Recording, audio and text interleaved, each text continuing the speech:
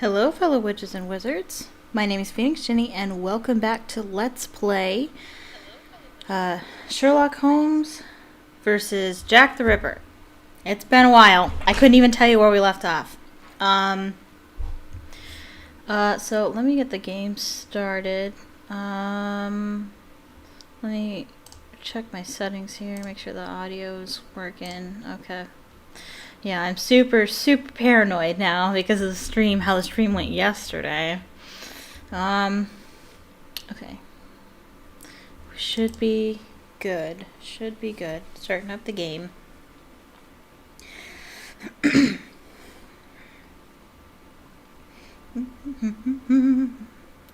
May take a minute. I struggled a little bit to get it going when I was testing it earlier. There we go. Perfect. Now, if this is the first time you're ever viewing, know that the screen is a little not. The resolution isn't great. It's an older game, and so I had to do a lot of finagling to even make it look like this, and it's pretty much the best I can do with my OBS. So, it might have something to do with the size of my screens or whatever. I don't know. But I apologize for that. This is the best I could do. But you can see everything. You probably won't be able to read very well, or maybe you can. I don't know. I barely can. So we'll struggle together. But this is part 2. I do have a part 1 if you want to watch that. Yeah. So, also just know that it's about Jack the Ripper, so there's some mature content. It's not too bad. There's no, like, nudity or extreme gore or anything like that. It's just, the concept of, killing prostitutes is kind of a dark subject. So, if you're not into that, you might want to watch something else. But otherwise, I'm so excited to finally get back to playing this. It's been a little while. But yeah, we're gonna play more of this. Also, it's really windy outside, so you're probably gonna hear it on my microphone. I apologize about that. Also, the stream might get interrupted by a food delivery. I ordered some Chinese, so it should be coming around 7:30, which is about when I want to take my break, but who knows, it might come earlier than that or later, or who knows. So speaking of which, I should probably set my alarm for that. 1 second. 7. Let's see. There we go.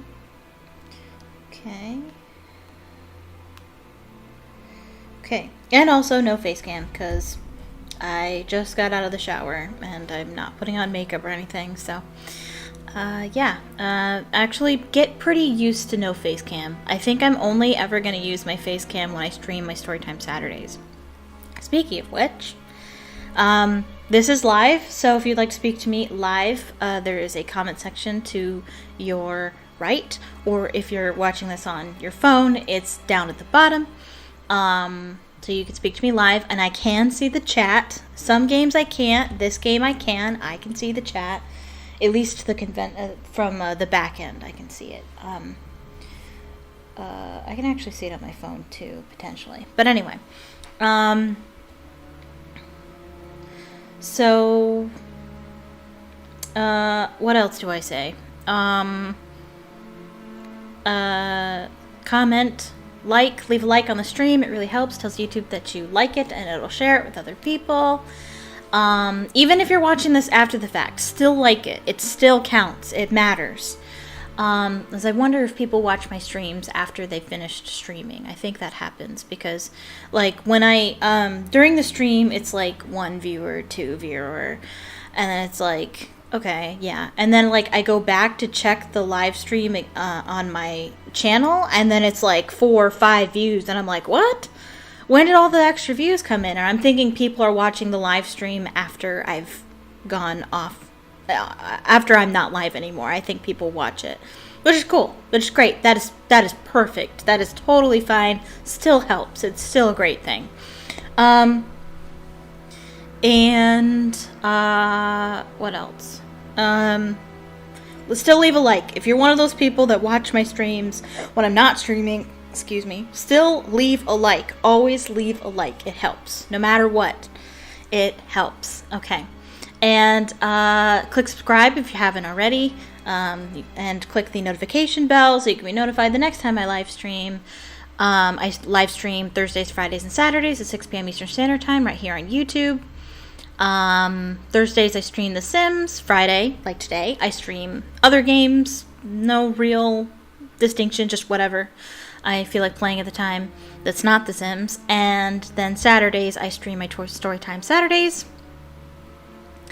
And I will be reading Harry Potter and the Chamber of Secrets, chapters 2 and 3 tomorrow at 6. So if you're into that, please come. It'll be a good time. Also, if you want to support what I do have a Patreon, link in the description. Also, follow me on Twitter. Oh, wait, is it in the description? I think it is. I think my Twitter is in the description as well. Follow me on Twitter. That's where you'll get updates and stuff. Yeah, okay, so cool. Is that it? I think I told you everything. I just finished a heavy workout, so I might be a little tired. But we'll see. We'll see how this goes. Just be real chill. Just a chill stream. Okay, so let's get back into it. I have no idea what we were doing. It looks like we're at the brothel, but I couldn't tell you what we're doing. I couldn't. Ooh, gun. I don't remember. What's... No. Oh, no. Ooh, maybe we just spoke to her. We did. Oh, pfft. Good luck if you can read that.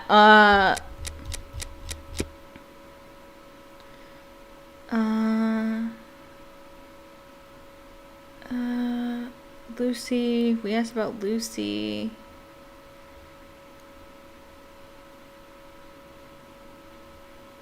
Annie's jewelry.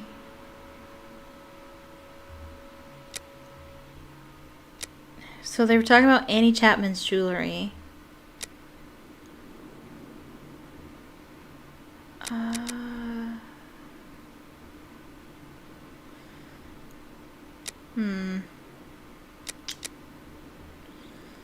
Dark Annie, yeah, that's the second victim.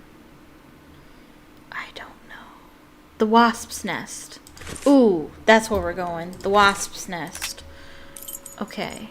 That's the cobblers. That's the clinic. That's the brothel. Lucy. Wasp Nest. This is probably where we're meant to go. Please let me know if there are any audio issues as well. As always, make sure you can hear the game. According to my OBS, you can hear me and the game just fine. But, you know. Okay, wow. Ooh. Also, I apologize if this game is a little nauseating. The Wasp's Nest. This pub looks even more disreputable than the Golden Lion in Baker Street. We're gonna go inside. Good evening, sir. It'll be the coup of my career, Governor said. Ha! You'll make loads of doss of the paper, he said. You're a journalist? That's so. Tom Bulling at your service. The Whitechapel ferret, the wizard with the scoop. I wonder if you don't appear to be in a state to write anything, my friend. You're mistaken. Whiskey passes through the blood and turns into ink. Simple. You see, mugs and inkwells are all the same. Don't you think you should settle your tab and go home? My red ink? Where's my red ink? I won't even pay half a halfpenny if they don't return my red ink. It's my blood, you hear? Okay.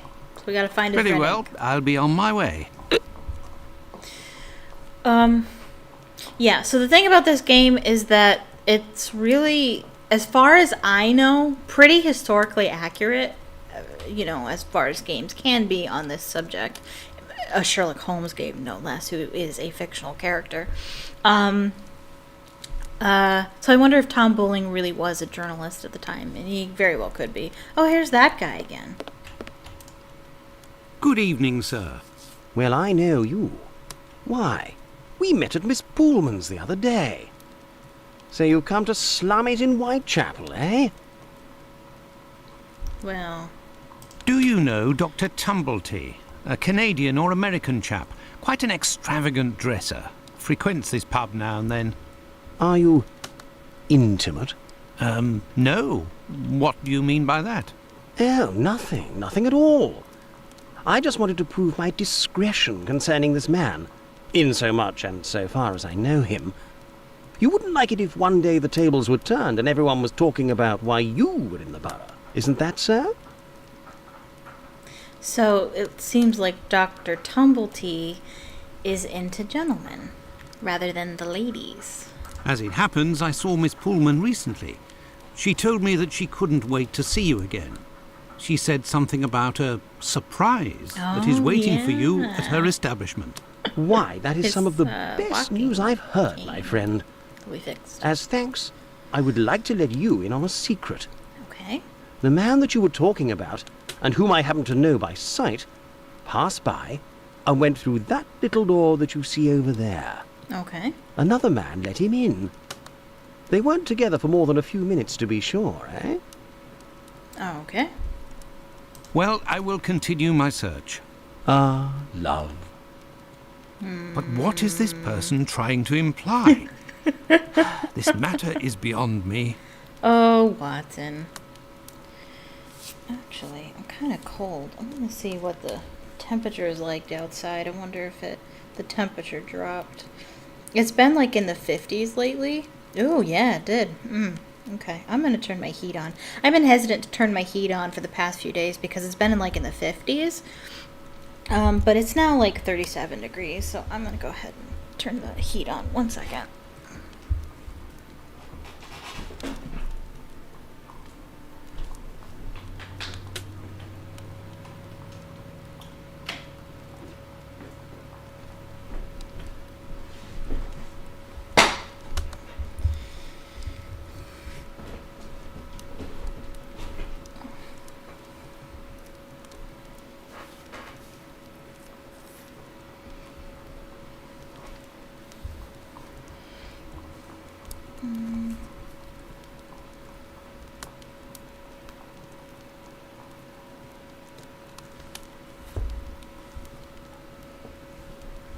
Okay. So Hey, you can't go in there. It's private. Got it? oh, okay. Sorry. Oh, This is the sink where the barmaid puts the glasses to soak. Look, red ink. What's that doing here? The bottle is closed. There must still be some ink inside, and it looks like a glass. The barmaid must have put ink into the sink by mistake. Right. Do I get in your way? Me? If you'll excuse me, sir. Oi, what'll it be to drink, Gav? Greetings, my good man. Could I have a pint?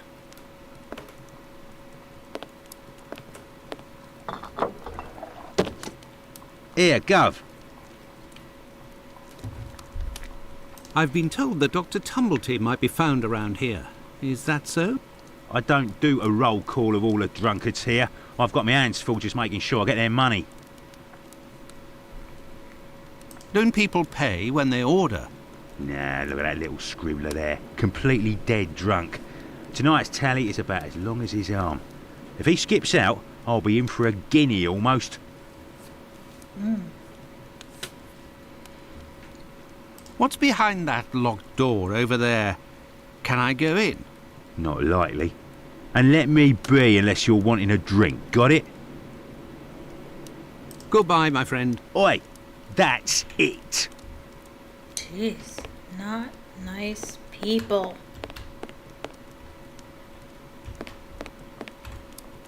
Okay. What the? Shapes on the ground. Oh. We do have red ink for this guy, though. You're the best. The boss told me. My red ink. Well, where's she be? I found your red ink, my friend. You should settle up and head home. Thank you, my friend, thank you. The spring-heeled phantom will be revived.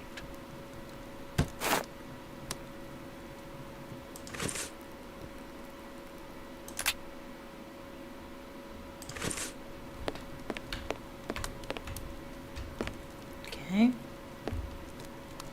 What else? Is that it? I don't really know what to do next. Gov? Here you go. It's on the journalist, my friend. I owe you one. The next one is on me. What'll it be? Nothing, thanks. But I may need your I help. want to go through that door. Listen, my friend. I would like you to let me in the door over there. You're a bobby. A peeler? Absolutely not, my friend. I am a doctor. Fine. I owe you this at least. There's a bloke behind that door there. No pity Bluto. Let's just say he wants to lay low for a moment. So I don't think he'll be opening the door just now.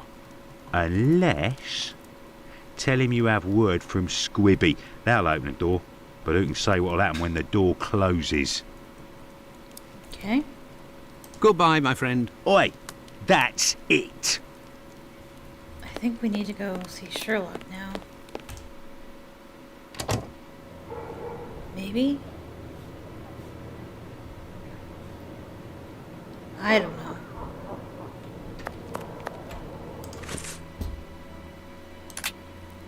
Can we go home? Will it let me go home? It probably won't. I could return to Baker Street, but I am still missing some information. Man. And that would put Holmes in a devil of a mood. Okay. I'm gonna move my mic real quick. It's a little far. Okay.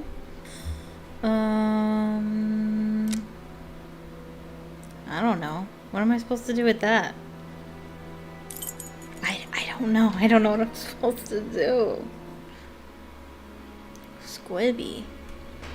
Maybe the police station. Maybe we're supposed to ask about Squibby or something. We'll try. Yes, Doctor.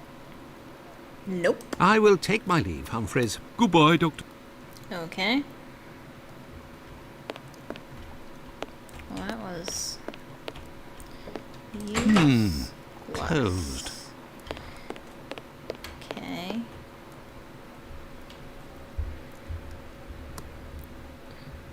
Let me just check my mic real quick. I feel like it's a little low. No, that's fine. That's good. Maybe I'm just a little low. I don't know what I'm supposed to do.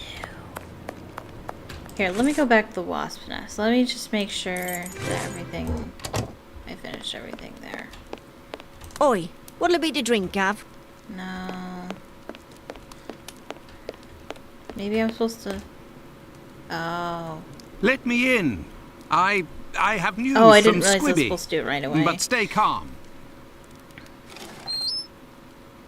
And who are you? Where's Squibby? He's in. out. Sorry. To be honest, I don't actually know this Squibby chap. I was actually wondering if you knew Dr. Tumblety, a Canadian or American fellow. He came in... Sure we know him. Excellent. Can you... You know about gas? I'm afraid not. I am a doctor. Then I ain't interested. You can be leaving now. But if I find out who snitched to the peelers, I'll find you. Got it? But I can pay you for... Keep your coins for the paupers, or one of the gas boys who ain't afraid of nothing and knows how to hold his tongue. You bring him to me. I'll meet with you. Okay. Well, it would seem that I have all the There we information I go. Now need we for can my go home. investigation. Anyway, this fellow Bluto at the Wasp's Nest is rather shady and doesn't look like he'll want to cooperate. I'd be better off returning to Baker Street. Holmes will certainly know what to do. And besides, I am worn out. Okay. Let's go back to Baker Street. Home, sweet home.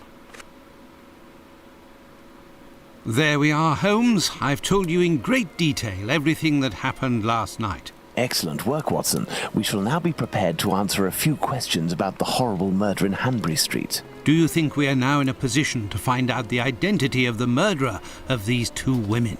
No, I don't think so. It's outside of our scope and not our responsibility. As much as you've done for Leather Apron and the affair with the pills, our mission is to help the police by ensuring that they don't get caught up following false leads and to point them in the right direction. Let us start from what we know with some certitude. As you have just said, it is almost certain that the same person killed the Bucks Row and Hanbury Street victims. The reason to assume as much are numerous, and I shan't elaborate here. What do these two victims have in common? A lot, actually. The same profession. It's true, these two women were in the same profession, but... Indeed, Watson. These two women were both prostitutes. That is of vital importance, Watson. My memory from your examination of the scene is rather hazy. Didn't you say something about the killer's frame of mind?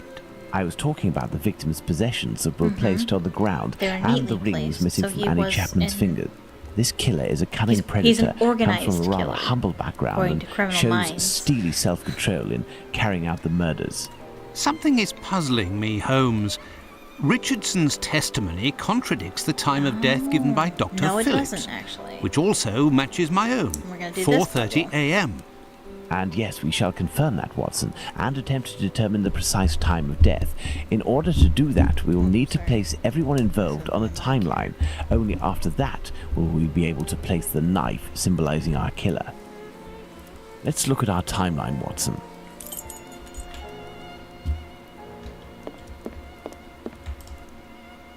Okay.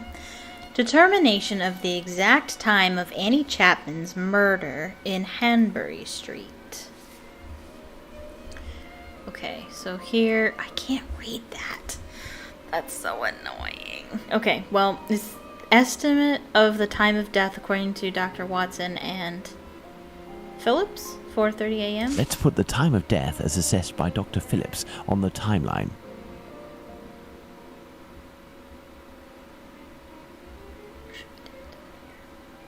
The assessment of the time of the murder given by Dr. Phillips and yourself, Watson, 4:30 a.m. Okay. Sherlock and Watson arrive at the crime scene. We left the station at 6 o'clock and it took us 20 minutes to arrive at Hanbury Street. So 6:20. Our arrival at the scene occurred at around 6:20. Given the distance separating the two locations, we can deduce that the corpse wasn't discovered after 6 o'clock and therefore that the murder must have been committed before. Okay. So before 6, that's pretty obvious. Okay, so now we need to find the evidence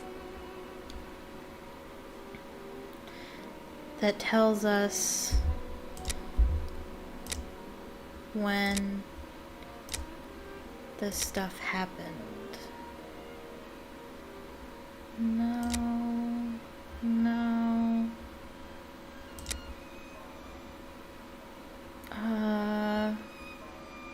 I don't think that's helpful. Oh, we have testimonies. This guy.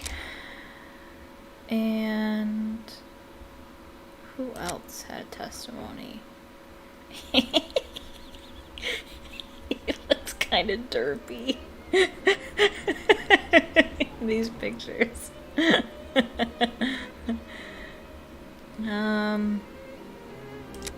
I don't know. Oh, do we have everybody? Perfect. Okay. Miss Long sees a woman speaking to a man near 28 Hanbury Street. Now, for the most important part, the testimony of Miss Long. She claims to have seen a woman speaking to a man near 29 Hanbury Street sometime around... What time, Watson? I'm gonna have to look at her testimony.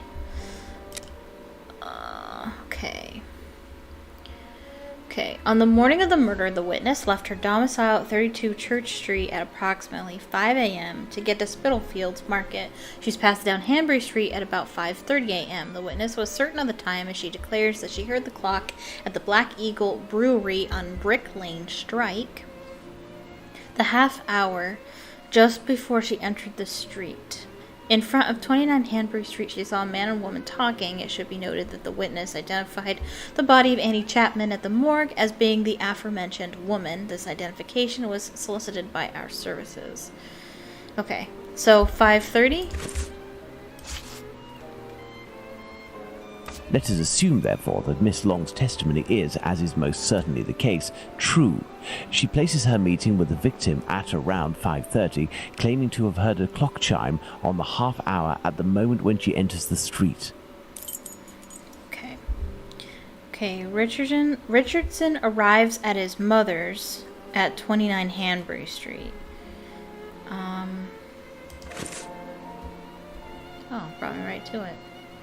I can't read that. Oh, no.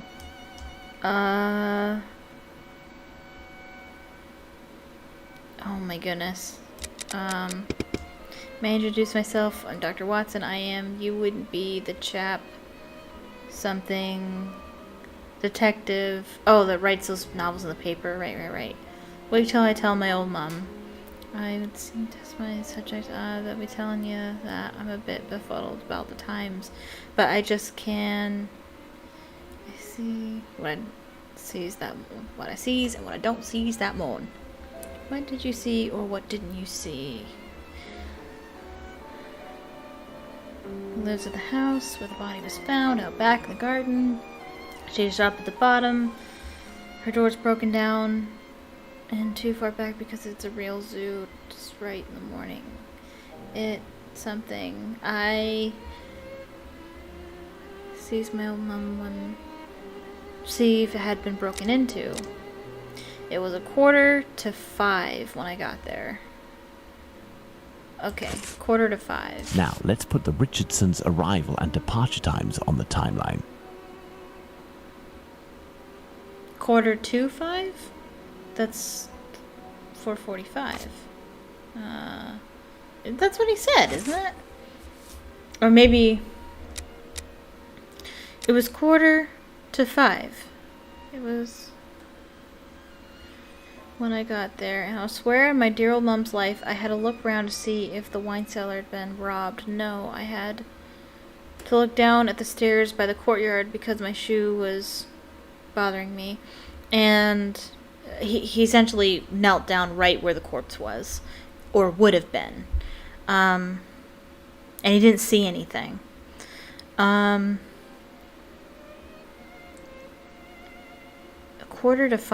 Am I stupid? That's 4:45, right?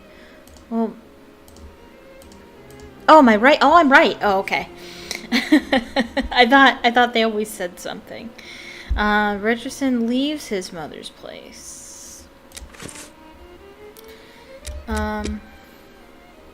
If there was some dame covered all in blood, know how I could have missed that. Even if it was nighttime, right, 5 minutes after getting to number 29, I had to clip off, and now they tell me, okay. So 5 minutes later, he leaves. Now, let's put the Richardsons' arrival and departure times on the timeline. Despite the great respect I have for Dr. Phillips and the value I place on our friendship, my deepest conviction is that both of you are mistaken, and that Richardson is in the right, and that these two testimonies put down in writing have real worth. But how? Explain yourself, Well, it was Holmes. really cold. Remember how you assessed the time would of death? speed up You touched the fingers that and would- body of the no, victim, not speed up, but slow it was down remarkably cold decomposition. for this time of year. In addition, the corpse had been drained of bodily fluids. Its heat retention was therefore no longer the same as that of an intact corpse. Egad! You're right, Holmes. Oh, I've had some time to research, Watson. Given these facts, my first diagnosis may have been off by half an hour, perhaps even an hour. Thus, we can confirm Richardson's statement and establish that the murder was committed after 4:50 a.m. and not before 4:30 a.m. Okay. Mr. Kadash is in the garden for a few minutes when he heard voices. He lives on the house on the other side of the fence where we found the body. The witness resides at 27 Hanbury Street, the building adjoining number 29 of the same street, and the two respective backyards are separated by a wooden fence, tall and thin. On the morning of the murder, the witness got up at 5:15 a.m. and went into the yard where the latrine was. It was then 5:20 a.m. On going back into the house, the witness heard voices. So 5:20? Our next witness is Albert Kadosh. Albert Kadosh goes down into his garden at approximately 5:20, and on re-entering his home, hears voices in number 29's garden. Okay. Here's a fall. The only word that he understood was no. He went into the building again, but returned to the yard approximately 4 minutes later. Alright. Let's place this symbol that represents Kadosh on the timeline. So 5:24? Kadosh goes back down into his garden approximately 4 minutes after having left it, and hears the sound of an impact against the wooden fence.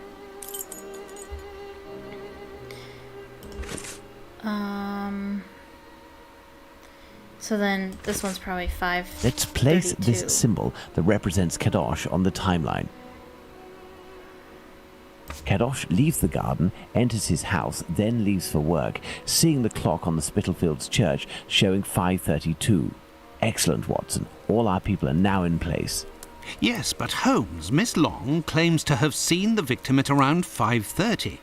But according to Kadosh, someone, most certainly the victim and her murderer, was already in the garden at 5:30. Excellent observation, Watson.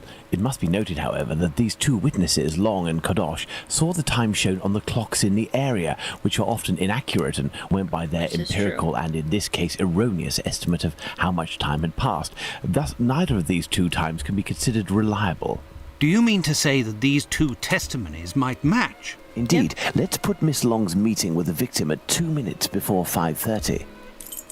The way clocks worked back then, and indeed clocks today, the ones that work on like pulleys and such, you need to wind them every so often. You need to keep them in check because they do fall out of regular time every once in a while.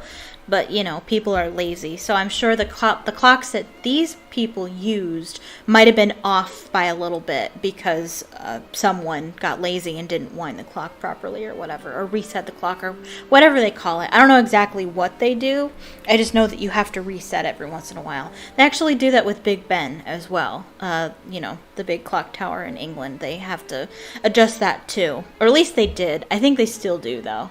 I think that's still like a regular, I think it's still like the original clock. There's nothing digital about it, I don't think. The way it runs, I mean. Corrections of Miss Long and Mr. Kadosh's statements. Okay. So I wasn't listening. I don't know what I'm supposed to do. Let's add Miss Long's meeting with the victim at 2 minutes before 5:30 a.m. Okay, so 28. Mr. Kadosh claims to have passed by the Spitalfields church at 5:32, which, given the distance from 27 Hanbury Street, would mean he was still at home at 5:31. Let's therefore put the end of his testimony at 5:31. Miss Long heard the man say to the victim, "Will you?" To which the victim responded, "Yes," which would suggest that an agreement was reached and that the transaction was imminent. They then proceeded to enter the garden, which puts the voices heard by Kadosh at 5:29. Is that the one we're moving? No. It gets really messy. We had thought that Kadosh had left 27 Hanbury Street at 5:31 after having heard an impact against the fence. Thus, 2 minutes passed between the moment when Kadosh entered the house after having been in the garden the first time and the moment when he returns to go out again and leave for work. How long did he estimate this interval to be? 3 to 4 minutes. In light of all this, Watson, we can finally establish the time of Chapman's murder. Now, place the knife at the exact time. Is it 5:29? No, 5:30? Now then, taking into account that the local clock isn't exact and that a young man was off by a minute or two in his estimations of his comings and goings, we can confirm Miss Long's testimony and place the time of the crime at approximately 5:30. But in that case, Holmes, the man that Miss Long saw is none other than... That's right, Watson. It was the Whitechapel killer. To think that Miss Long and Kadosh were only a few feet away from him. Indeed, Watson. Had Miss Long passed just a little closer to the victim and her assassin, or had the young Kadosh popped his head over the fence out of curiosity, the killer would most certainly already be behind bars. That's some stroke of luck he had there. Yeah, I he's couldn't agree ballsy, more, that's for Watson. sure. But his luck didn't end there, given the mutilations inflicted upon this poor woman. What must be considered above all is the killer's obvious wish to remove one and only one specific organ. His surgery pinpointed the exact spot, avoiding superfluous incisions. This suggests the man possesses at least a minimal anatomical knowledge. Are you suggesting a doctor butcher or a a doctor, butcher? yep. Perhaps, but the possibilities are still too broad to conclude with any certainty. Now for the motive. Despite my almost complete lack of practical experience on the subject, I have a rather precise idea of the usefulness of a uterus and a vagina. Nonetheless, once they are separated from their usual envelope, I am more circumspect as to the uses one can make of them. What do you think, Watson? We need a board, Watson. So he's trying to determine the motive as to why the killer would remove the uterus from the body. What could have been the possible motives of the crime? In the medical university environment, students easily have access to the number of specimens. Specimen for the sole purpose of study. Perhaps it was intended as a study specimen. I have little faith in that theory. Hardly anything was taken from the Bucks Row victim. Right. And as it says here, it's easy to get specimens to study. You don't need to kill people to get specimens. So the answer is no there. Black magic. No indication would suggest any type of ritual. Black magic? Watson, this line of investigation is far too vague. We don't have a single clue in support of such a motive. We can eliminate this hypothesis. So the answer is no. Dementia can push men to commit incredible, vile acts. Holmes, what if it was cannibalism? Even if the idea is unbearable, we can't ignore it as a possibility. So it could be cannibalism. For this motive, it would have been easy to quickly remove something from the Bucks Row victim, Polly Nichols. A desire for some sort of morbid trophy. I'd be inclined Which is to dismiss something this motive. serial killers If this do were the do. case, why would nothing have been removed from the Bucks Row victim? That's true too. However, if it was his first kill, he might have been hesitant to do so. But the answer is no. To supply human organ trafficking. Money, quite simply. Even if this motive seems incongruous, we're in no position to deny or affirm it until we know whether a market for human organs exists. So that's something we're going to Elementary. research. What emerges from these possible motives for having removed the uterus from the second victim is that they implied that the killer could have carried out the same thing on the Bucks Row victim, yet didn't. This brings us to a terrible conclusion. He's escalating. Our killer has evolved in the space of only a few days, and if that's the case, had he already struck before the first murder to which we attribute him? And if the killer strikes again, what atrocity awaits his next victim? We have to stop him, Holmes. We shall do our best. This recent business of jars filled with formalin and of the American doctor might be a lead. Watson, inquire among medical circles to ascertain if there is a black market for human organs. The chances are slim, but this must be pursued. Very well. What about you, Holmes? I will send word to Inspector Aberline regarding our recent conclusions. I should also like to become a gas man and pay a visit to Bluto at the Wasp's Nest. Understood, Holmes. I think one of my old university colleagues who works at the London hospital will be able to help me. I shall write him a note at once. He should be able to see me during the day. Afterwards, shall we meet here? Yes, Watson. See you later, and good luck. Okay, so who are we going to be first? I must get to the London hospital, Okay. where my old university colleague works. Alright, so we're going to be Watson first. We're going to go to the university. To the London hospital, quick. My Or- colleague agreed to meet me Hospital? here in one of the London hospital rooms reserved for students.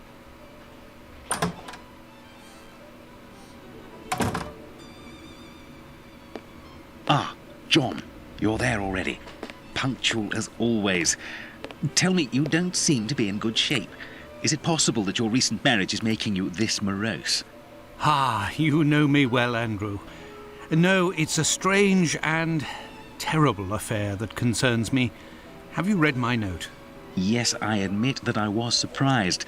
It just so happens that I, too, was asking questions about our morgue. What do you think? Have you heard of any organ trafficking within? No, John. No doubt there exists some exchange between colleagues. Not quite legal, of course, but nothing that can qualify as trafficking. Since the Anatomy Act of 1832, which permitted the use of unclaimed corpses for science, the black market trade was definitely halted. There are sufficient subjects available for all practitioners and students. Of this I can confirm. Well, organ trafficking as a lucrative trade is out of the question. So that's not Then what the is troubling motive. you with the morgue? You are talking about trafficking organs, but I suspect there is trade in whole bodies. What do you mean to say? So they have missing corpses. Whole bodies are disappearing? Well, it's confidential, but I know of your discretion and your friendship with the famous Sherlock Holmes. I can tell you that a few corpses have recently disappeared from the hospital morgue. Cadavers that were intended for dissection. That is to say, not claimed, poor unknown people. If a single corpse had disappeared, it might have been a bad joke. There are many students who pass through here. It's even a meeting spot. For the majority, they are here to work. A few come here in secret to practice. It also happens that instruments or organs go missing. Nothing alarming, but so many corpses. It's very troubling. So we have somebody who's stealing corpses. That's kind of like an extra mystery to the whole mystery that we're gonna solve. But the hospital doctors aren't doing anything? No. That is to say, they would prefer not to call the police at this point. An investigation would no doubt result in the suspension of authorizations for the use of unclaimed corpses. Do you think that you could intercede on our behalf with Sherlock Holmes to clear up this situation? Sure. Which corpses are missing? I don't know exactly, but I can make an exact list if you would like to wait here for a few minutes. Feel free to look around the room while you wait. It'll bring back memories. Thank you, Andrew. Okay, so now we're gonna look around. Ooh. This surgical instrument resembles a screwdriver. How amusing. It might come in handy. I will return it later. It's here that students come to carry out their experiments. Experiments. It's here that students come to carry out their experiments. This rag is full of grease. Ew. It certainly wasn't used for a dissection. Was someone doing some mechanical work here? These wheeled trolleys are very handy for laying out surgical instruments. This wheel won't roll despite all of the added grease. Curious, as Holmes would say. Something must be blocking it from rolling. A message. Why the devil was it hidden here? The Royal London Hospital. Ethan Levy, 7 years, son of Sarah and Jacob Levy, hospitalized May 18th. Syphilis, treated with mercury and penicillin, grave condition, advanced stages, possibly an imminent subject. Watch carefully. We have vena cava superior, vulva aorta or aortae, atrium sinistrum, truncus pulmonalis, and they're different chambers of the heart. The magnet is in the heart. Use this board and erase it afterwards. So it looks like whoever's stealing the corpses is leaving a message for their comrades, and it looks like this child, Ethan Levy, is a possible subject for them in the future. An old prescription. Poor child, so young, yet terminally ill. Strange, someone scrawled something. Part of it is in Latin. These are instructions, it would seem.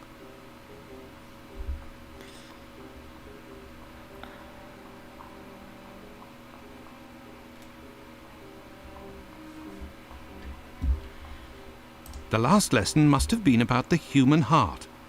And for a class of beginners, I expect, as this diagram is rather rudimentary.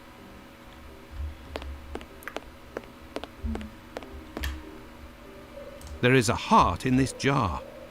Based on its colouring, it hasn't been there long. And it looks like the drawing on the board. This jar contains 2 lids with combination locks.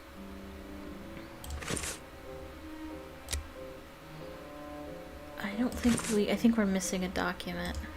I don't think we can do this puzzle yet. Oh. There's like water on the floor. Gross. It's here that students come to carry out their experiments. An encyclopedia of anatomy. A page on the human heart is dog-eared. Let's see. Which I feel like Watson should have known that these were parts of the heart. I feel like he should have been like, instead of saying it's written in Latin, he should have been like, oh, and these are parts of the heart, like, because he's a doctor, he should know this already. I don't know. Encyclopedia of Human Anatomy, numerous imaginus, or maybe it is in Latin. Maybe that's not usually what it's called. Maybe it's just in Latin. I don't know. Structura, vena cava superior, arteria aorta, truncus pulmonalis, venae pulmonalis, atrium sinistrum, vulva aortae, ventriculus sinister, ventriculus dexter, vena cava anterior, vulva pulmonaris, atrium dextrum. Okay, so we can use that for the puzzle now. There is a heart in this jar. This jar contains 2 combination locks. Yes, thank you. Okay. So, vena cava superior. Where is that? Oh, the first one. That's 1. So, 1. Vulva aortae. Is that 5?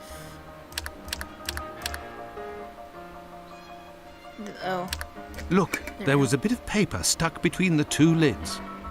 6. What does that mean? I don't know. Atrium sinistrum is this pocket here, so it's 8.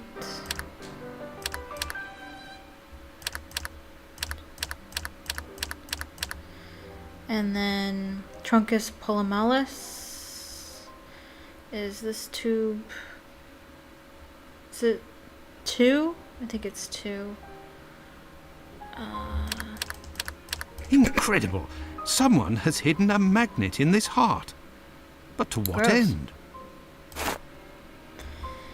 And I don't know what the 6 means. Oh, you know what? I do know what it means. It's desk number 6. That one over there. Da, da, da, da. Incredible! There is a magnet with a hook behind this pane of glass. I am in need of something. Okay, so we want to pull that. We want to put this over here using the magnet, but we don't want to touch any of these squares in here.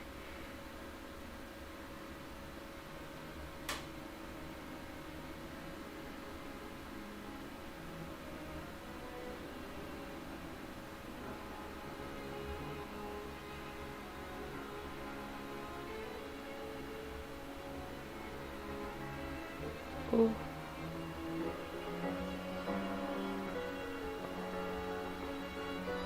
Oh shit, oh that scared me. Oh, that scared me so bad.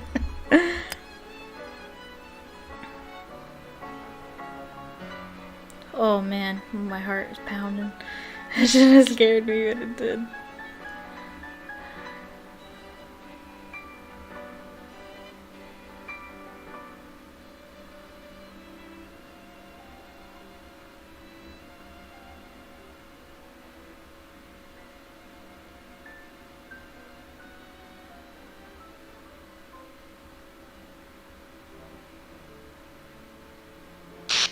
What?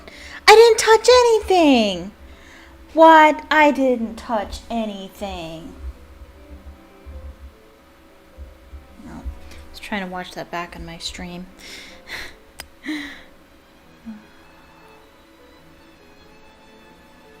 That's Garbo.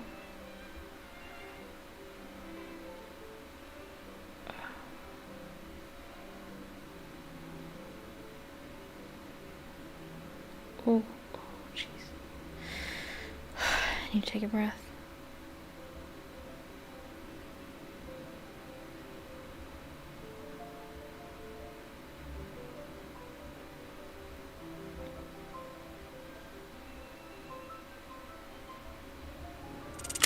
There. There, all done. Holmes couldn't have done better himself. But I don't know what the... Oh, maybe the hook is for that. A hole. I can make out something inside, but how to get it out? I will need a hook. A hole. I can make out something in... Yeah, I just clicked on it. I found it. A coded message. I do believe I will need Holmes. Here is the list, John. The missing corpses are those of a woman, 40 years old, beginning of August, another, 55 years old, 2 weeks ago, and recently, a young woman. These corpses had nothing in common except that they didn't have any apparent lesions. All of this is very troubling. Well, I think that I have all of the information possible, and I promise that I will do what I can to clear up this business. I must leave you, my friend, and... In the name of our friendship, Please, don't go so stare. To be sure. Thanks again, Andrew. it is I who must thank you, John. said stir Don't beer. forget to keep me up to date and say hello to your charming wife for me. Count on me, Andrew. I must go to the wasp's nest to find this rogue that Watson dubbed Bluto. He may be able to provide information on Dr. Tumblety. This lead, although tenuous, is well worth following. I must return to Whitechapel, but it would be better if I did so incognito. Okay, so I need to go to my room, put on my disguise. This should do the trick. Perfect.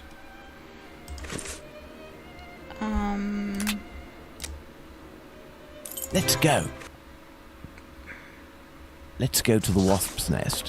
Whoa. She acted weird. Anyway. Am I supposed to talk to him? Walk back over here, please. What'll it be? I have nothing to ask. Okay. Old Tong. Alright. There's something here. Oh. There's something here. I need something. There's something here. I see a jewel. It's fallen between the floorboards. A jewel. Oh, this. Okay. Standard puzzle. You see these in Nancy Drew games all the time. It's a slider puzzle. Okay.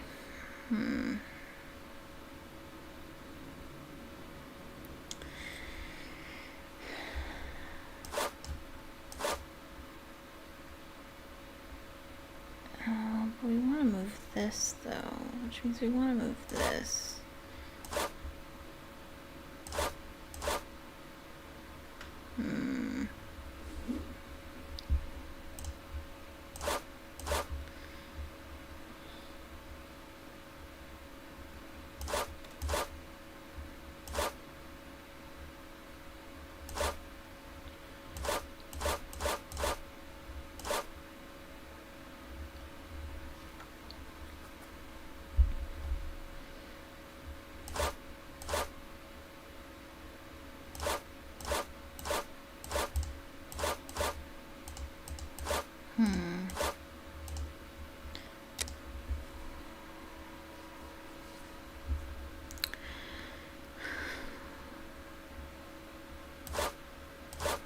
I feel like that's right. I just don't know where to go from there.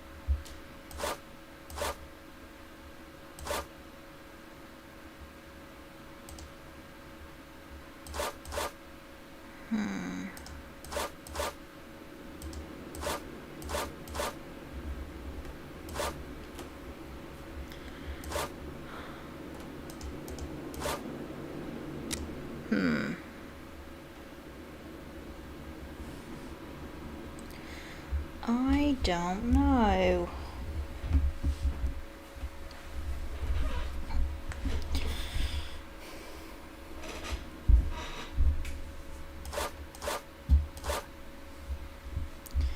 No, that doesn't seem helpful.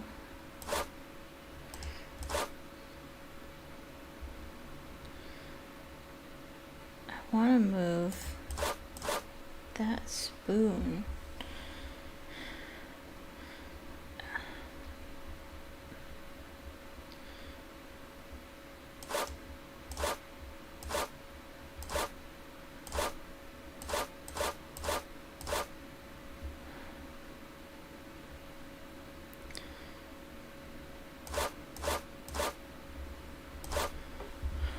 I want to move this all the way over. I don't know if it's possible though.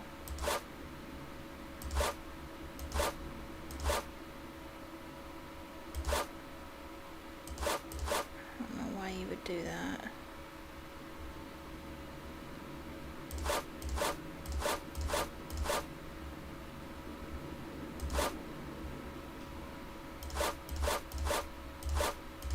There we go.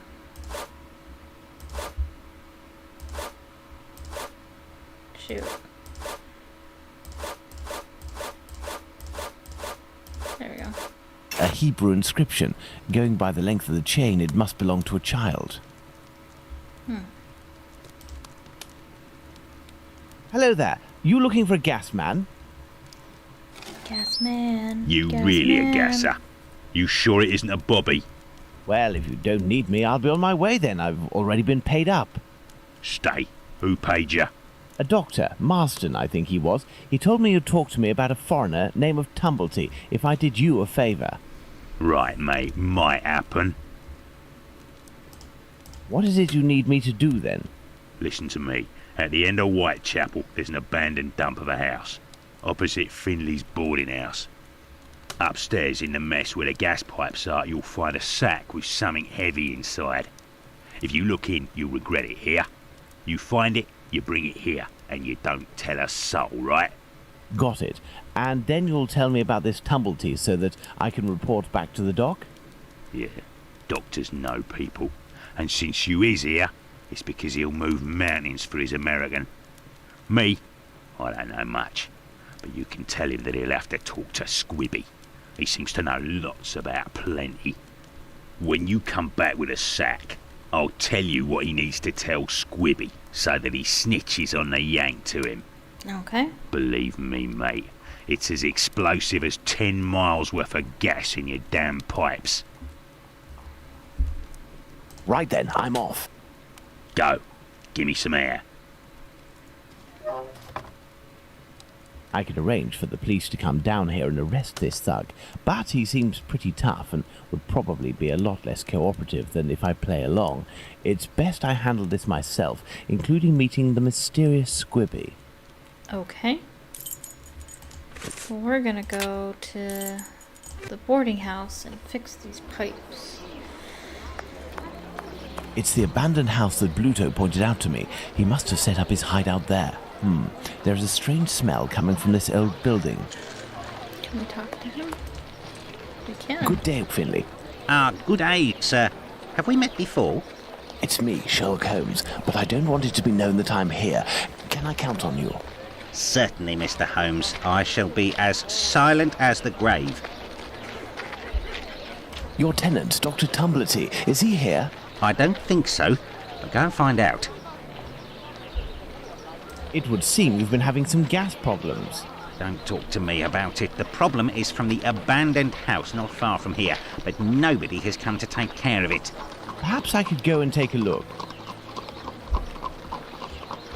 Do you have a ladder? No, but I think in the pile of wood under the stairs there is one in pieces. And if you also need something from the scrap heap, some old tools or who knows what, feel free to take it, Mr. Holmes. But leave the dishes in good condition. Okay. Thank you, and goodbye. Goodbye, Mr. Holmes. Water. Water. Okay, so this stuff here. Some old nails. They may come in handy. This old cloth could be used as a mask. I must moisten my makeshift mask. Okay. Finley's ladder is smashed to pieces, but all the parts appear to be here. This must be a piece of the ladder. Part of a perfume atomizer. This lead pipe could help me to repair the gas lines. This lead pipe could help me to repair the gas lines. This must be a piece of the ladder. This must be a piece of the ladder. A heap of rusted iron crockery.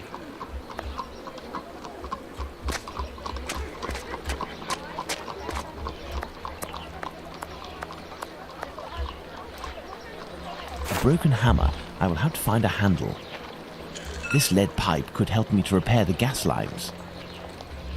Part of a perfume atomizer.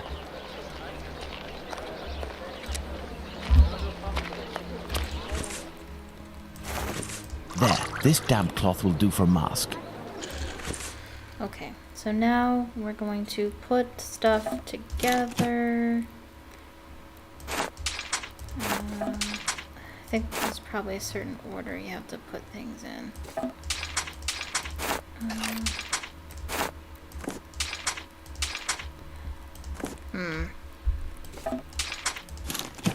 There we go.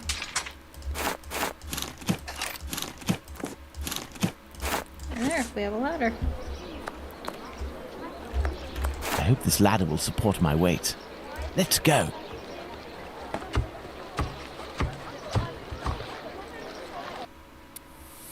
My cloth mask won't make much difference, but I'll be able to inspect the room for a few seconds.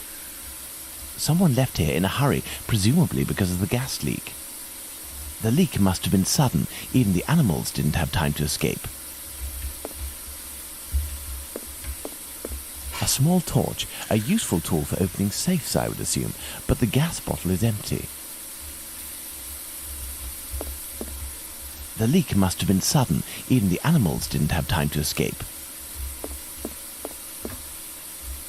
The leak must have been sudden. Even the animals didn't have time to escape. This iron bar will help me.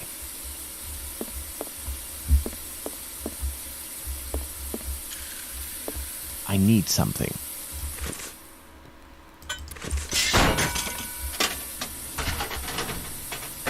The leak is coming from here. The satchel is behind these pipes. This explains why the thug wanted someone who knew about gas. He must have hidden it there in great haste and broke the pipes in the process. The satchel seems to be quite stuck. I don't think I can get it out without passing out. For good. I need a more suitable mask. The kind used by tanners would do nicely. Okay. So we're gonna go to the cobbler shop. Which is where? Oh, here. How do, sir? Hello. I'm sorry to say, but I'm closing. This man seems wary. I must find a way to win his confidence. Yeah, because if you're a Gentile, you just show the symbol to a Jew and, oh, they'll trust you. How do, sir? Hello. This is a little I'm sorry to different. say, but I'm closing. I am here because I found this. Abraham's beard. The son of one of my neighbors was beaten in the street a few weeks ago and it was stolen from him. If you would give it to me, I promise to return it to him and get you a reward. I don't Money want doesn't reward. interest me. Who are you, sir? And what do you want from me? I'm a friend of Dr. Watson's. You know him, don't you? In that case, welcome. Dr. Watson is a great man, and I would be pleased to help one of his friends. You work the leather and perhaps even tan it yourself. I believe tanners wear special masks to protect themselves from the toxic emissions given off by the vats used to soak the leather. I have a gas leak to fix, and I won't survive without something effective to protect myself with. Go see my cousin Abraham, who has a pet shop a little further down the road. Tell him that Isaac sent you. That's me. Okay. I'll be off now. My regards to Dr. Watson.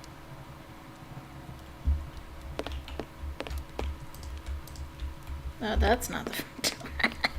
Sorry. Oh, that's cool. I have nothing to ask. That's neat. I've never seen this. You have a cool machine, dude. I've never seen you. I've never... Like, I used to wander around the streets when I played. Because I don't think the map had fast travel options for, like, new stuff. I've never seen that. This is... I think this is, like, a remastered version. I think. This is a pet shop. Hello, sir. Hello. You must be Abraham Solomonovich. I came on behalf of your cousin, Isaac. He said that you might be able to help me. I need a good mask to protect me from gas emissions so I can repair a leak. Yes, it should help you. But I let it drop into the big snake cage, and they are very dangerous beasts. I don't know how to retrieve it. But you must be equipped to deal with these creatures safely, surely. Of course, but I broke my hook. It should be over there. If you succeed in getting that beast from its cage, you will be doing me a great favor. I have the broken hook. I can repair it, but I'll need some materials. Perhaps I'll find some material at Isaac's that will be of use. Puppy. This cage must do to hold the snake. There's a raccoon. A raccoon. Okay. The hook is bent though.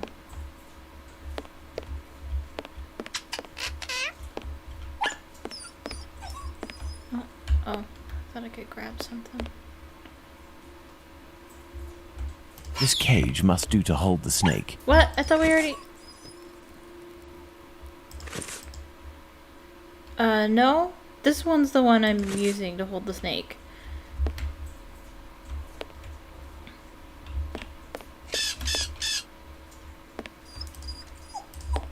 This cage must do to hold the snake.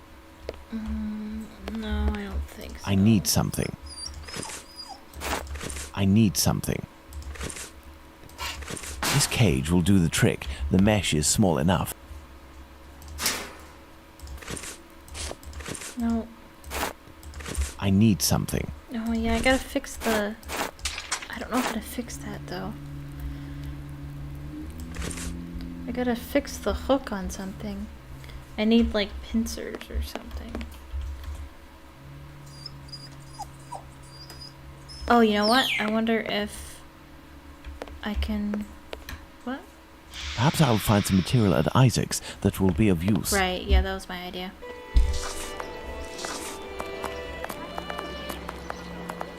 Oh, now we have somebody playing the violin. That's dope. I need a few items for your cousin Abraham. May I borrow them for you? Of course. From You're welcome. From you. This should do the trick.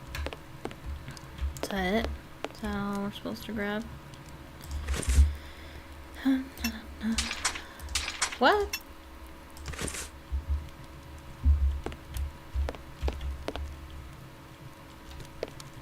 Why isn't that working? This may come in handy. Oh yeah, I need like a... This should do the trick.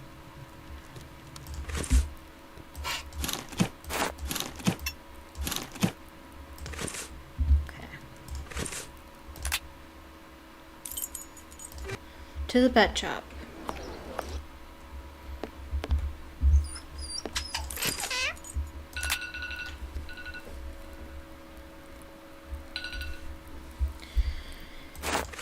There we are. Magnificent. Awesome. If I may ask, why is it you have such equipment? I haven't always had a pet shop, my friend.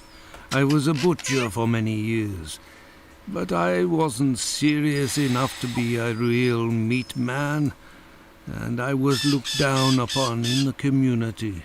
I found myself carting carcasses from the slaughterhouse, a repugnant job in which you catch vile illnesses. It breaks you before you're out of your 30s. Thus I had the idea to make this mask with a sort of filter, and it worked. Since then I have quit that work, and with my little savings I started this business. I lived through the deaths of thousands of animals. Now I am devoted to their lives. If you are interested, I could sell you a little canary, for example. No, thank you. Let's return to the boarding house.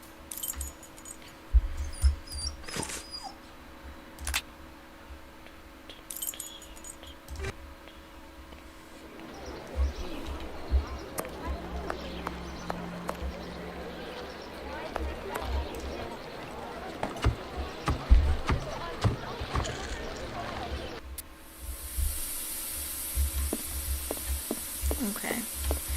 So we're supposed to do this puzzle, but I think I'm going to do that after my break, because yikes. This puzzle is kind of yikes. So I'm going to take a break first.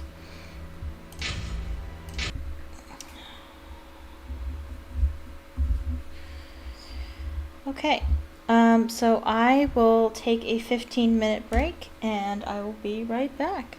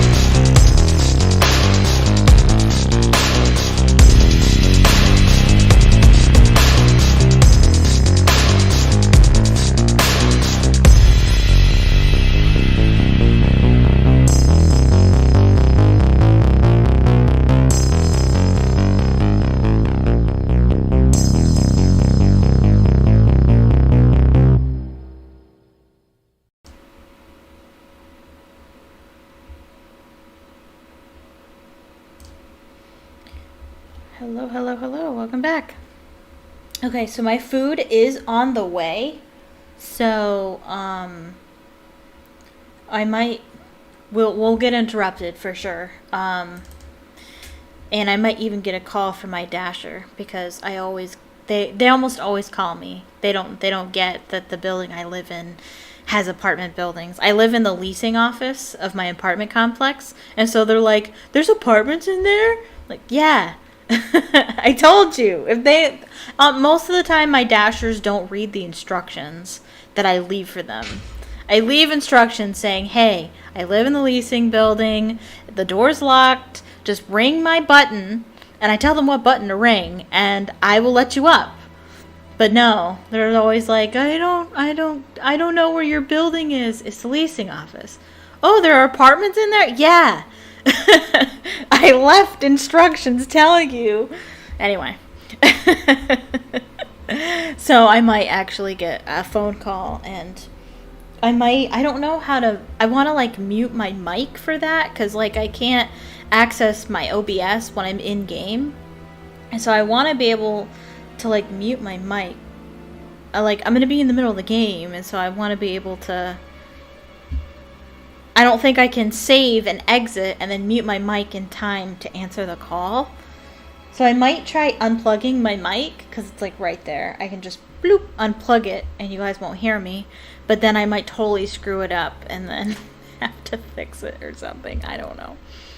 But anyway, hopefully they won't call me. Hopefully they'll have no problems getting it to my door. The idea is to order in such a way that I don't have to talk to people. That's why I go with DoorDash or Grubhub or whatever, because the idea is so that I don't have to converse with anyone for the whole transaction. But half of the time it's a 50-50. Half of the time they call because they're confused, and the other half of the time they don't need to. So hopefully it's one of those times where they don't need to call me.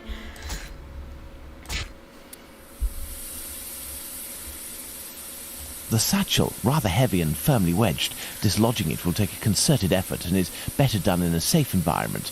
I must repair this leak before I can get the satchel out. Okay, so this puzzle is like the devil. Because I never, of all the times I've played it, I never remember how it works.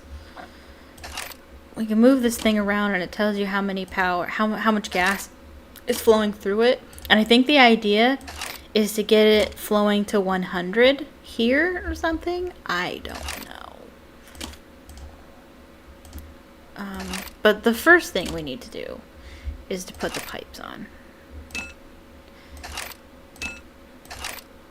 And we need to get power running through it so that we can weld them together so that the gas is no longer leaking out.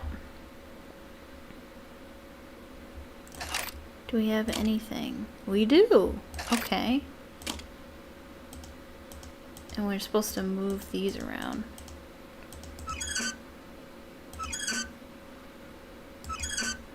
If we do that, then we got nothing.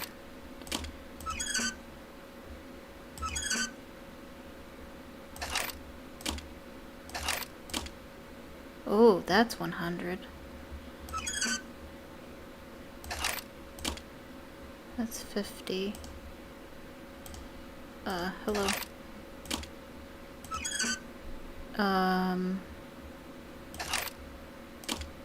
Actually, hold on.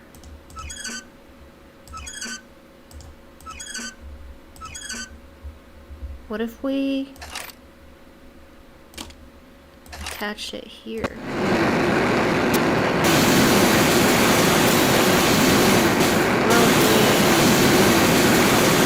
Holy crap, did I just solve this puzzle in record time? I never do it this well, ever.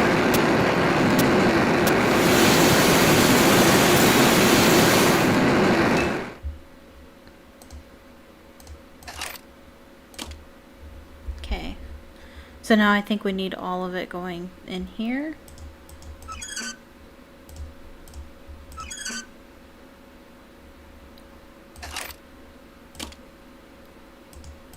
Elementary. Yep.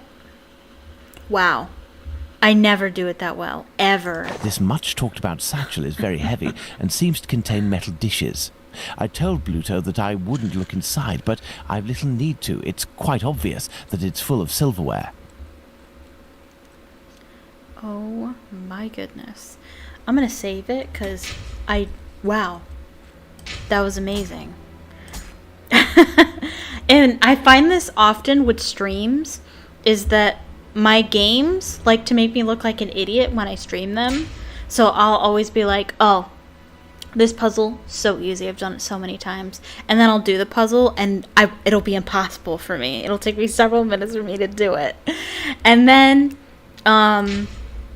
in this instance here, where I'm just like, oh, this puzzle's awful. It's going to take me forever. Might as well sit back and relax because it's going to take me forever. And then it doesn't. It's like super easy all of a sudden. Another example is when I was playing White Wolf of Icicle Creek, the last challenge where you're chasing the culprit on the snowmobile. I was like, this is going to take me a couple tries. Did it in the first try. And that never happens. There's still gas in here. Looking at the state of this cat, it won't survive much longer if it stays here. Kitty cat. I want a key cat. Let's go to the wasp's nest. Oh, it's so cute. The wasp's nest with a cat in tow? Let's go to the wasp's nest. I'm here. With a cat in my pocket? Oh, wait, I'm supposed to do something with this. Full of crockery, the satchel makes the same noise and weighs about the same as if it were filled with silverware. Right, and this will take to the police. To the police. Ah, there we go. Pass the sack to me. Did you look in? I give you my word, but it won't belong to you until you tell me where Squibby is. Fine. Come on up. The poor idiot was taken by the peelers the other day. I don't know why some chap started to screech about it. He was the Whitechapel killer, but he ended up followed by an hysterical mob. In a flash, the bobbies had him rounded up and locked down. Do you mean at the local police station? Might not. But if you or the doc talk to him, tell him that about the kayak business. I'll forget our score if he rats on the yank. He'll know. Now, hand over the bag. I say, that's all a little bit wishy-washy. I'm not sure it's worth the satchel.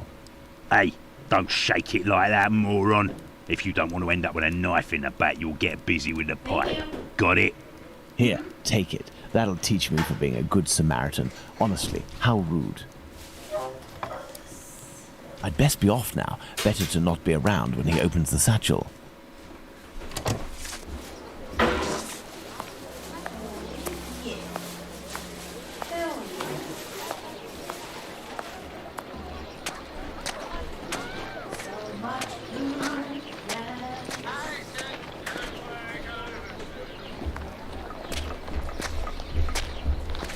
Oh, hey, where are we? Where'd we go? Okay, so my food came, and they didn't need to call me, thank goodness. Hopefully it heats up okay, because I'm not eating it right now. I'm going to wait to the end of the stream.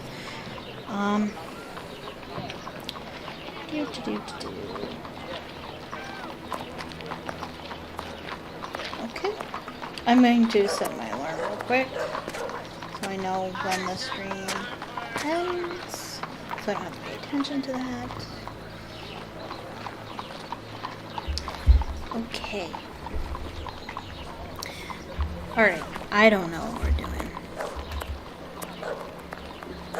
We should probably go to the police. The police.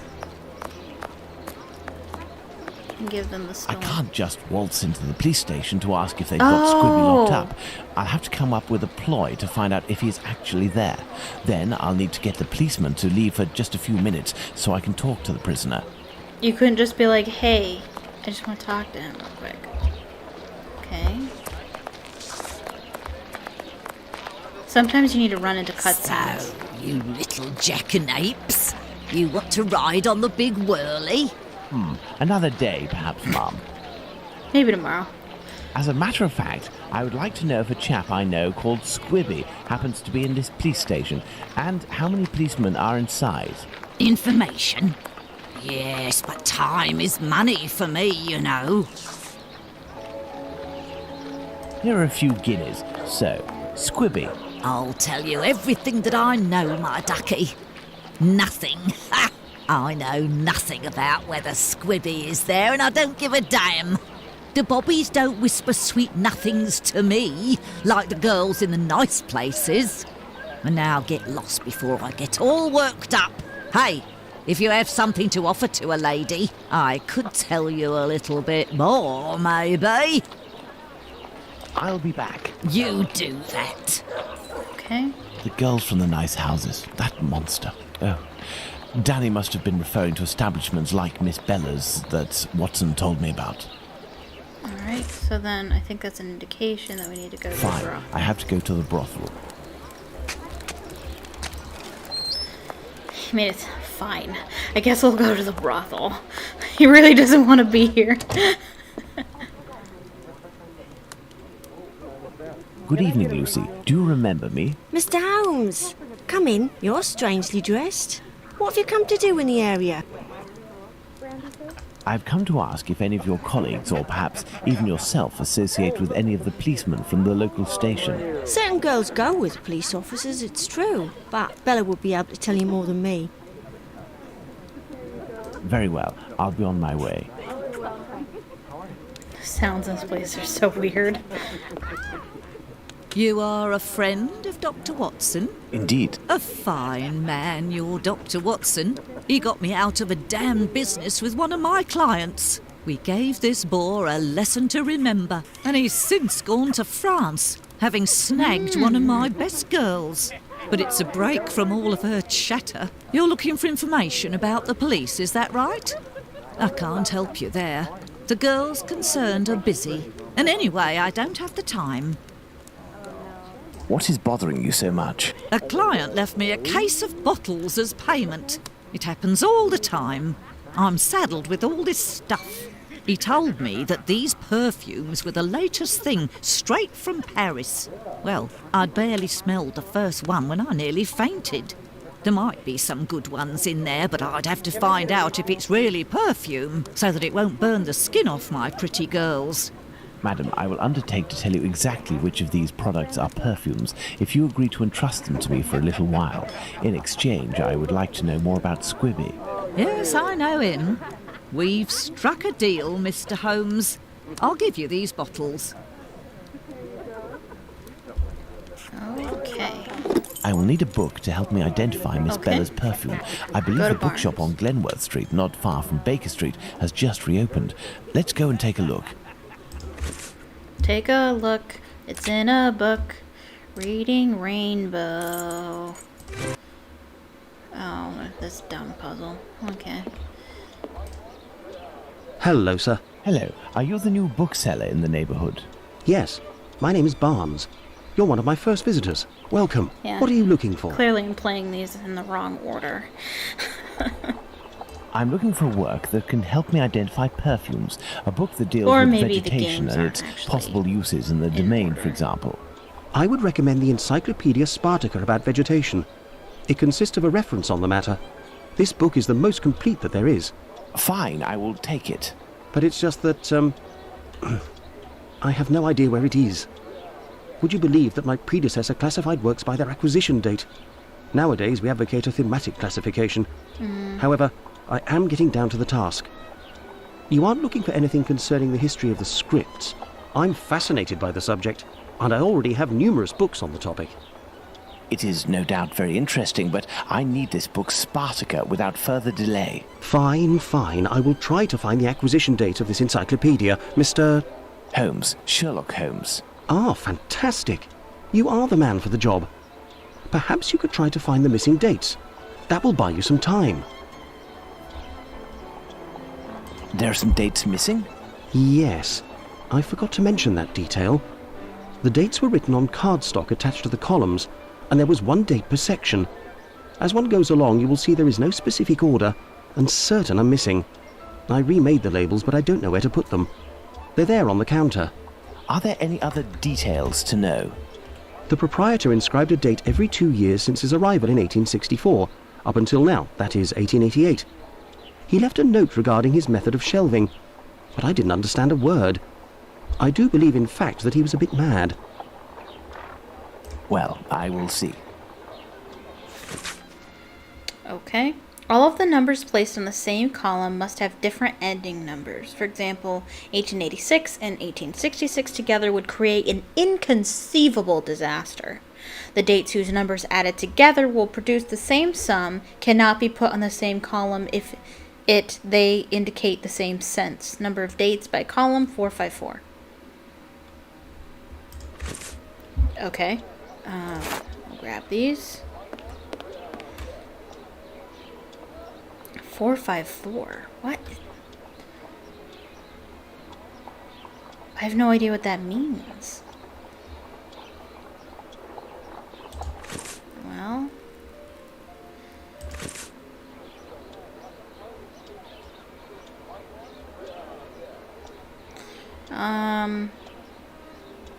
Guess we can stick.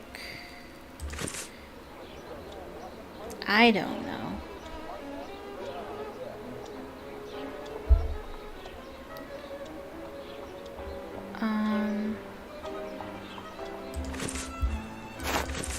I don't know.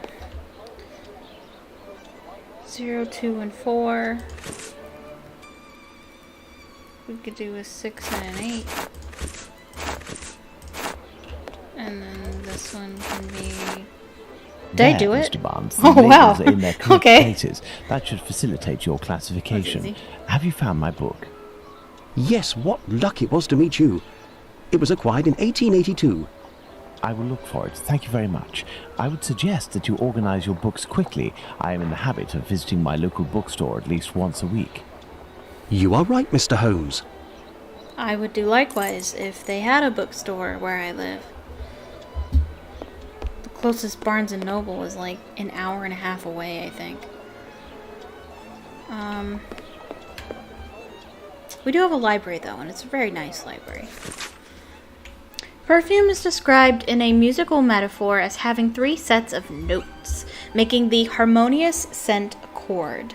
The notes unfold over time, with the immediate impression of the top note leading to the deeper middle notes and the bass notes gradually appearing. Oh, it looks like appearing. I was like, what?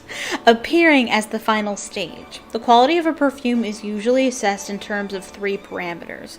Fragrance is the most important issue, describing essentially the smell of a perfume. It is followed by the intensity of smell, ranging from subtle scent to overwhelming odor. Also, safety of use is important, because not all the elements of a perfume could be sound for ladies' tender skin. This encyclopedia on plants and spices is just what I need to analyze these so-called perfumes. Let's return to Baker Street. I love perfume. I have a ton of it. I use it pretty much every time I go somewhere where I'm putting makeup on. What am I doing? There. I will need my work table. My work table. That's this one, I assume. I need something. Oh, Let's get to work. I must analyze these perfumes. Okay.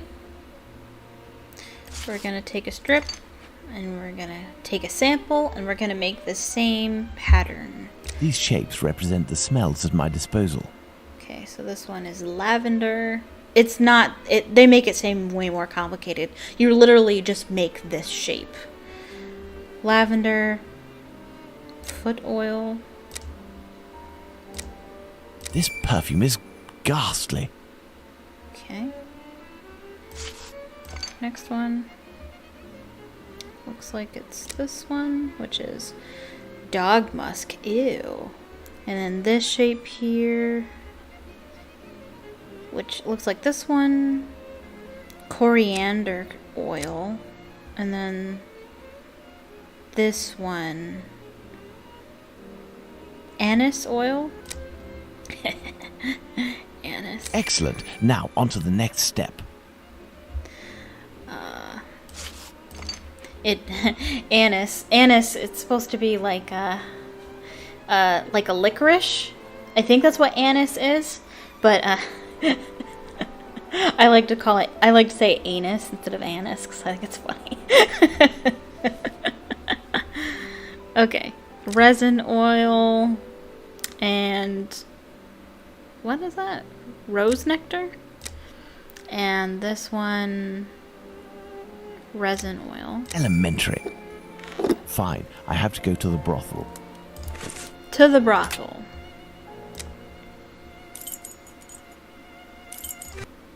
Fine, I have to go to the brothel.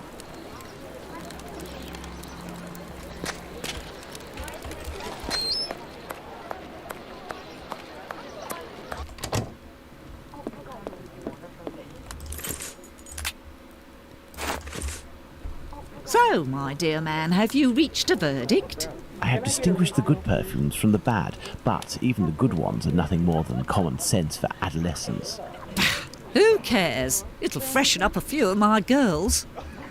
Wait, there's a perfume here called Valerian. What is it? Not a perfume. It's not really a perfume, technically speaking, unless you like cats. It's more of a kind of medicine. It smells strange. I don't really like it. Here, I can give it to you. And I have some information. Squibby is most assuredly locked up at the police station hereabouts. It would also seem that he's the one who doesn't want to come out. Okay. Do you know someone by the name of Danny? Danny? Big Danny Nutcracker?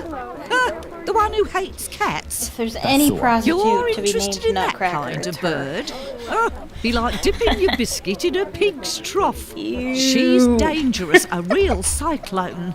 So beware. And her appearance. She claims to adore perfumes. She'd need this whole box to smell sweet.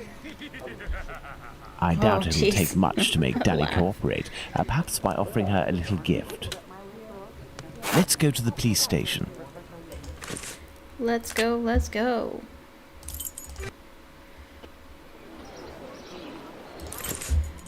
Okay, so wait, where's the... Wait a minute. I picked it up, though, didn't I? Finley's boarding house. I picked up the atomizer, didn't I? I did, because it won't let me... So then why isn't it in my inventory? That's weird. I don't know. That's super weird. Why? I don't know. The atomizer, the perfume bottle isn't there anymore. That's weird. I have to find out how many policemen are still in the station. There's no point continuing if there are too many. Maybe I don't need it right this minute, and so it'll wait till I need it. Can I talk to her? You still there, honey pie? Gross. I'll be back. You do that. I don't know what to do. Whoa. I honestly don't know what I'm supposed to do. Is he selling umbrellas? That's cool.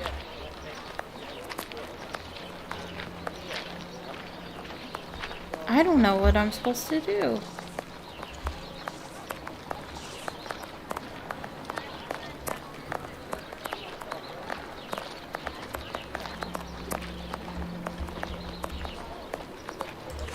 I still have a kitty.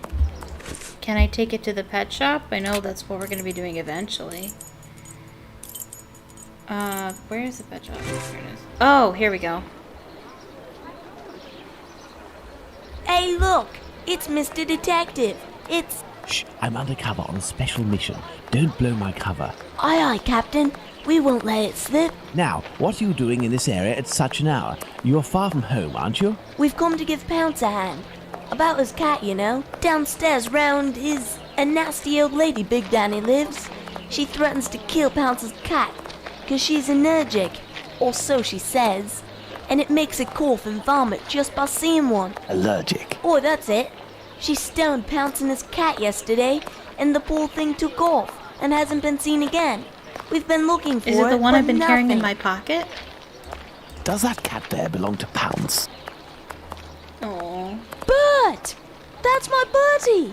Be careful, he is injured. Let's take him to the pet shop. We might be able to take care of him. Let's go to the pet shop, children. Let's go to the pet shop, children. If you all go in at once, you'll scare the animals. Pounce, come with me. Everyone else, stay here. Oh, it's so cute. What can I do for you? I have come to return your mask. Ah, thank you. If you need something else, do not hesitate. May I present young Pounce and his cat, Bert. Poor Bert, he's been injured. It's Big Danny who threw a cobblestone at him. Big Danny? Danny the Jaw? The terror of the Highlands? Oi, that's mister. You know this lady? Lady is not the appropriate word. Fury, more likely. Danny is a night worker. Before that, she performed in a circus where she fought against men for a penny a round. It was said that she never lost a fight. Is there anything you can do for poor Bert? I don't know. This cat seems to be in a sorry state. I have a book on cats over there. Can you find it while I look at its wound? Yes. Oh, it's so cute. Okay, where's the book? What book is he talking about? Valerian, or Captain's Tale. It has an irresistible attraction for all passing cats. The effect of its consumption on felines resembles in all ways the euphoric effect of alcohol on humans. We know that the simple fact of carrying an inch on one's person will be enough to cause even the most errant of the cats to stay glued to your heels. Aha! This must be the cat book Abraham needs. What can I do for you? Here is the book on cats. Thank you, my man. I will see what I can do for this cat. Goodbye. Goodbye, sir.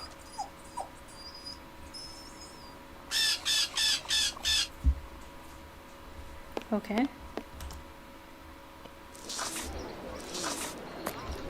We've come to give Pounce a hand. About his cat, you know. I don't know what to do. I feel like I missed something. What can I do for you? No? Goodbye. Goodbye, sir.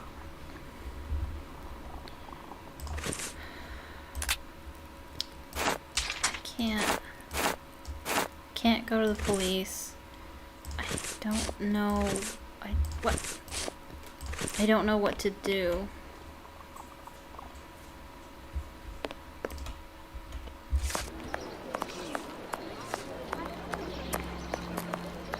I don't know what to do.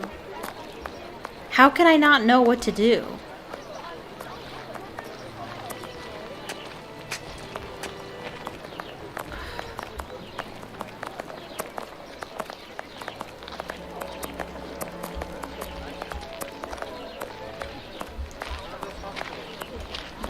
There's nothing down here.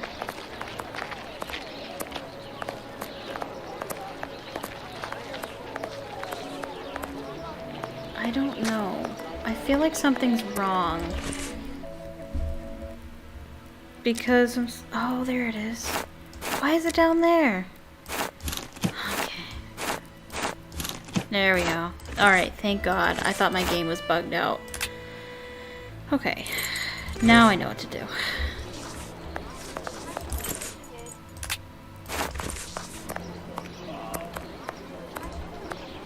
Do you remember me? Would you be kind enough to help me by telling me how many policemen are inside in exchange for this bottle of perfume? Here are a few guineas, so... Sorry, I clicked on the wrong one. There ain't much in the station. It was pretty busy, but now there's only one constable, dearie. There we are. Now Danny has been sprayed with valerian, a scent that's irresistible to cats. I must create a diversion in the street to make the policemen come out, but I need some cats. Lots of cats. To the pet shop. I must go to the pet shop.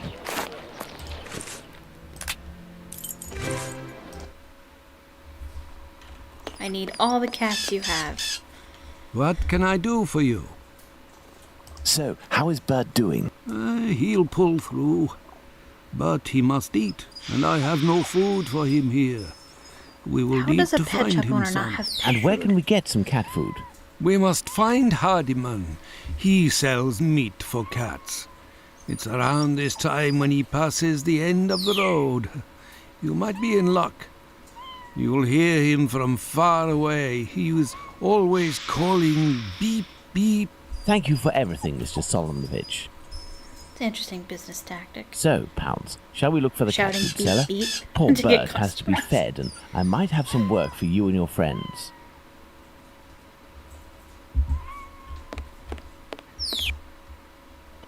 Meow. There he is. Beep beep.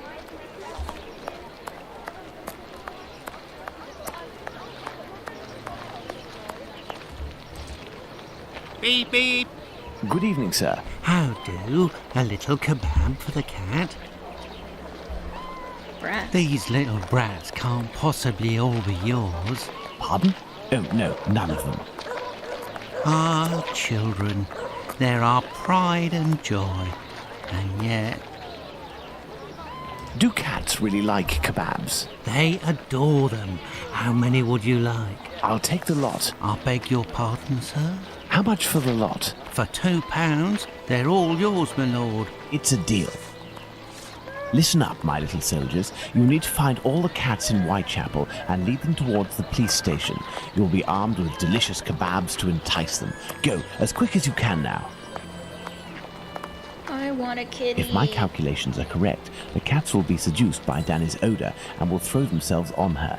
That should cause enough of a commotion to get the policeman to come out onto the street.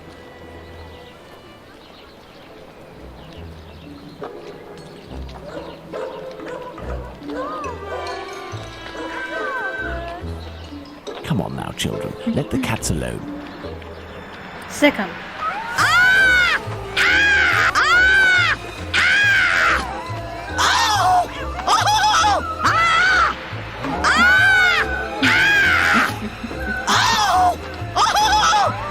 What's all this racket? Calm down. Come on, out. And make those cats shut up. Well now, let's see what I can do about Squibby. Squibby. And he's gonna be back here where the cells This are. must be the door that leads to the cells. This puzzle's really hard. I will never get this.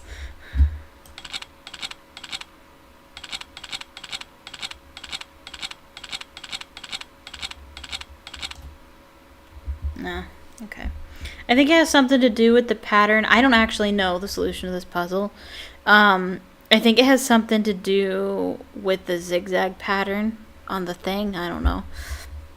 So, like, I don't know. Halfway this way. All the way that way. And then halfway this way, maybe?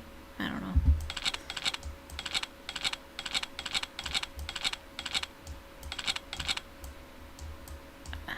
Honestly, what the? I just kind of brute force this puzzle. I hate puzzles that you can just brute force, but I did it. But oh well.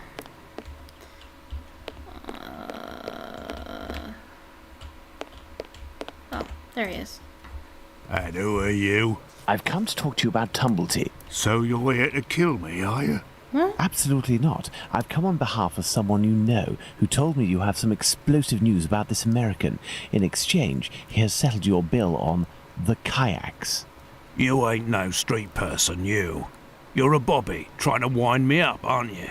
Not at all. Will you agree to talk? Not a chance. I'll give nothing away for nothing. I don't have to follow Bluto's orders. I'm in it up to my neck. And the bobbies won't agree to keep me locked up here for the rest of my life. You mean to say that you are here of your own accord? Damn right. Only death awaits me out there. I was almost lynched because I was blamed for the murder of those poor girls who were chopped up like animals. The police put me here for my own safety. That's where this journalist showed up. A journalist. A journalist? I socked him once for disrespecting me down at the pub. He said I'd pay for it one day. And that day came. He said he was going to squeal to the papers about me. With my description and my tattoos and all, I was arrested at the same time the police said they'd caught the Whitechapel killer. While waiting to write the article, he started the rumour. Now the streets ain't safe for me no more. I understand. Listen, if I find this journalist and make him promise to not write a word about you, and if I also agree to pay for you to get out of London, will you tell me everything you know about Tumblety? You sure know how to speak to ruffians, don't you? He does. You got yourself a deal. What's the name of this journalist? Bulling. Tom Bulling. Tom Bulling? That name sounds familiar. That wouldn't be the journalist that Watson met at the Wasp's Nest. Huh? Ah, no, nothing. I was just thinking aloud. Well, I'll be going, Squibby. You're right. It ain't healthy here. I shall leave Bluto's treasure at the station. The police will know what to do with it. Treasure. I shall leave Bluto's treasure at the station. The police will know what to do with it. Okay. Hey, but what are you up to here, you?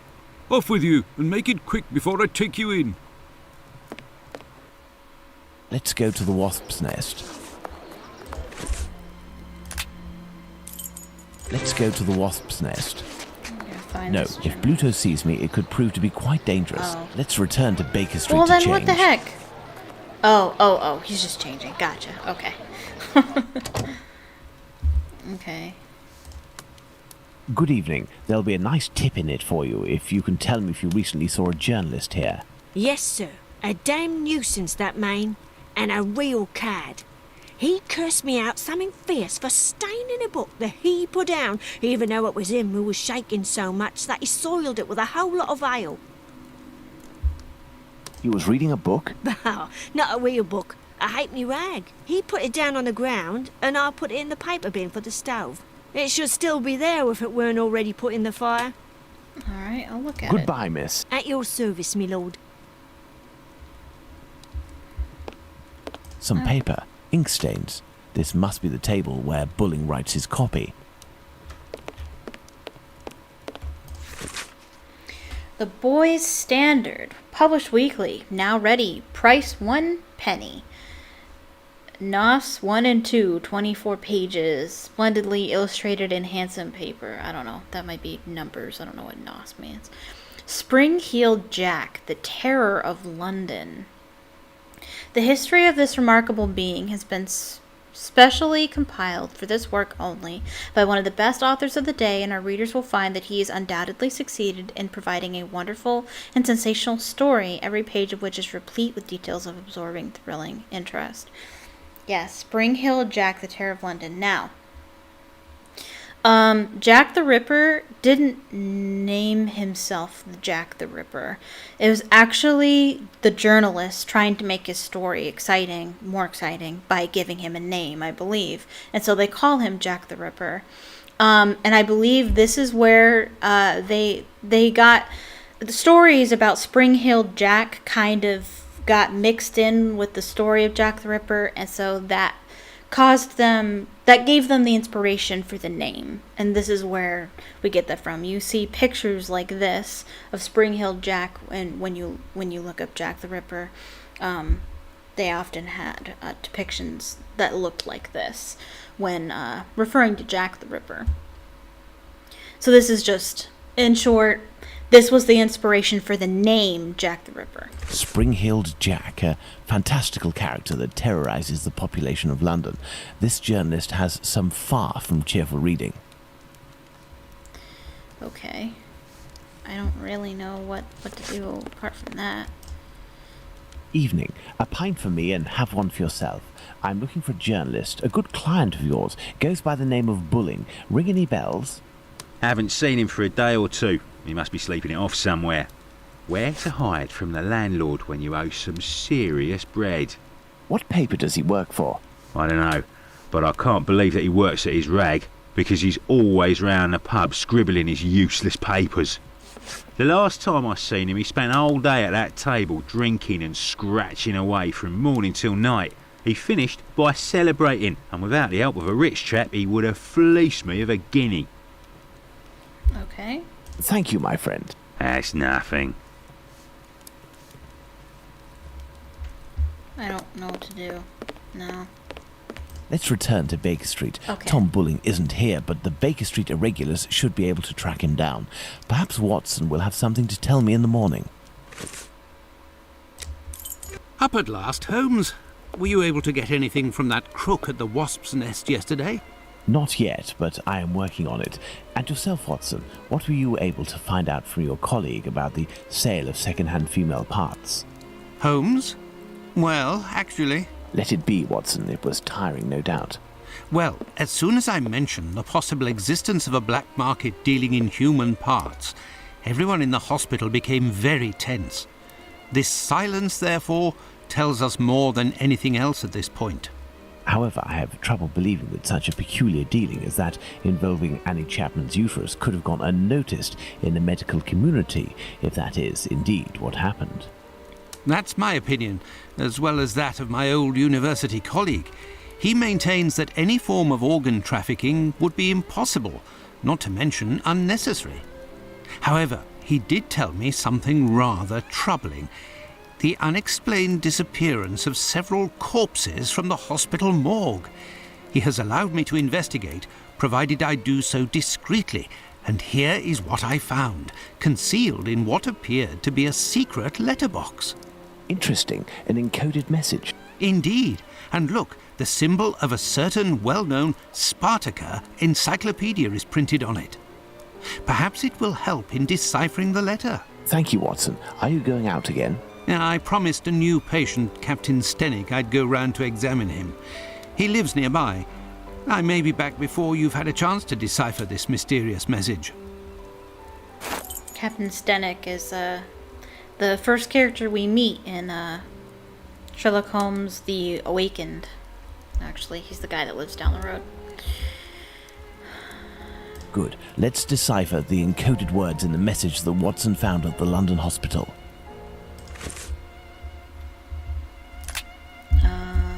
Okay. Good. Let's decipher the encoded words in the message that Watson found at the London hospital. Okay, so we have it's a cipher.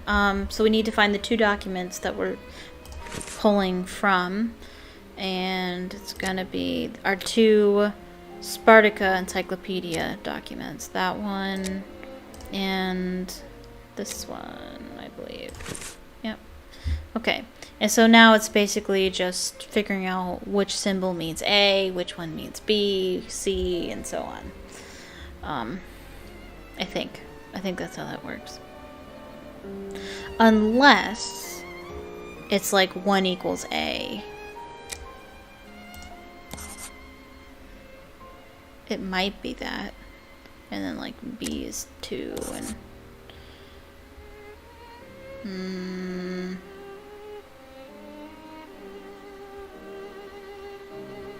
I don't know. I actually don't know.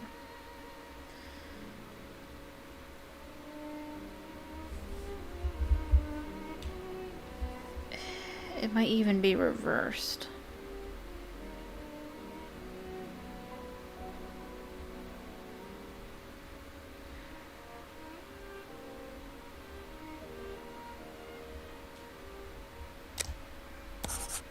Wonder if we should just keep going.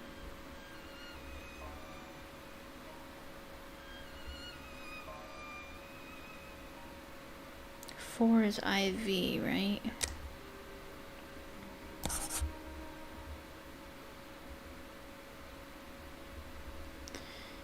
E's just V.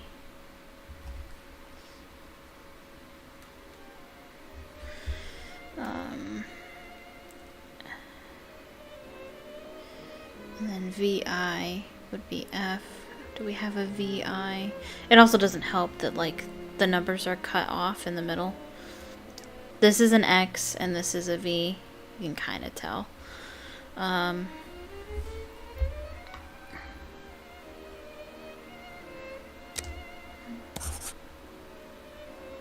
VI. VII. Do I have a VII?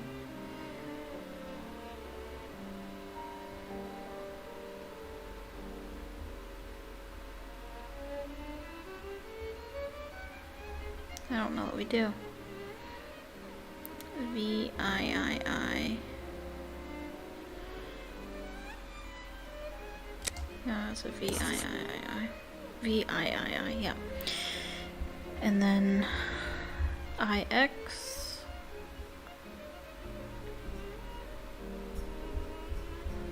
It's an I-X. And just X. Might not have... Oh, yeah, right there. Well, this probably says subject.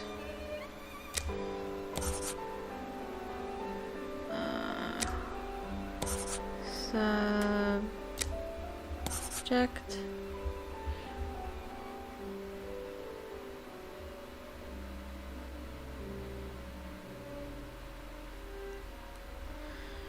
This probably says new subject.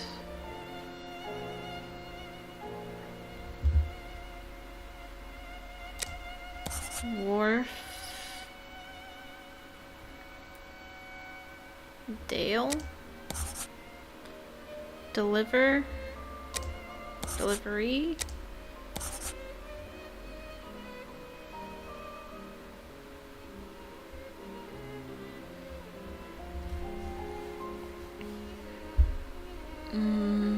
Okay. XV. What number is that? Letter is that? O. Woman. No, sorry. There we go. New command, subject, woman, delivery. Elementary. Wharfdale. Right, just read that. Oh, Wharfdale 17. Perfect. My dear Watson, I congratulate you on your investigation. This letter seems to well and truly confirm the organised trafficking of bodies in London. My God, how dreadful. Watson, we must go to the address that appears in this message. I would suggest you take your weapon. It hasn't left my side since the beginning of this whole affair, Holmes. I'll also be putting on my workman's disguise again. One never knows. But what about me, Holmes? Stay as you are, Watson. At worst, you can pass as my employer. Find Wharfdale Road on the map of London, Watson. Understood, Holmes. Yes, I have, Holmes. Here we are, Watson. 17 Wharfdale Road. Let's be careful. You think so, Holmes? This house seems to be abandoned. This house.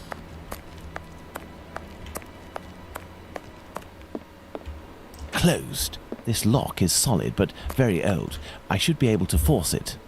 Okay. Given the layer of dust accumulated in the square, this door must rarely open. Okay, so we need to find a way to force the door. This wheel is in good shape, but it is impossible to remove it. The pin holding it is stuck. This wheel is in good shape, but it is... Alright.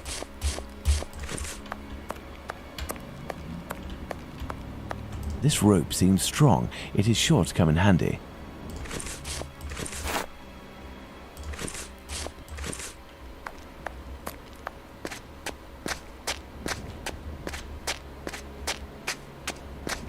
A tarred cover. No, I can't take it like that. There, this piece of tarpaulin is very thin, but solid enough for our purposes. But what the devil are you doing, Holmes? I don't know. I'm just doing what I can do, honestly.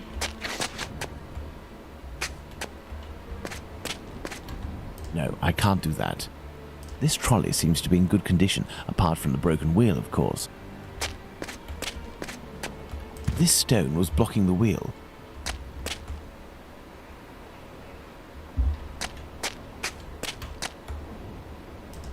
Look, if we lift a board from this window, we should be able to pass through.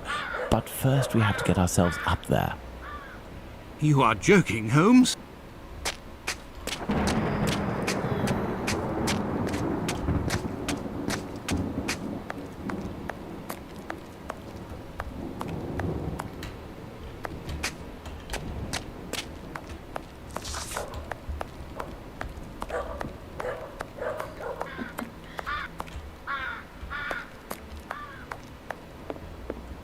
Numerous footsteps. Apparently this passage is used frequently. This door was recently reinforced. Impossible to open it.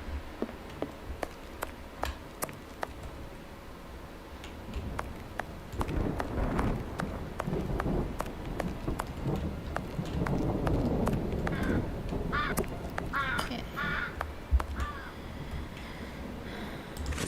You know what? I wonder if we can force it with the knife. I didn't even think about that. This lock is solid, No. but very old. What shall we do, Holmes? That's a good question. There, by sliding this piece of tarred tarpaulin, I was able to quite simply What? force the lock. Let's go in. Incredible! Okay. That was weird. These jars contain chemical products. I have no idea what they are for. Okay. Some makeup applicators. These little metal instruments are rather curious. I'll take one. Closed.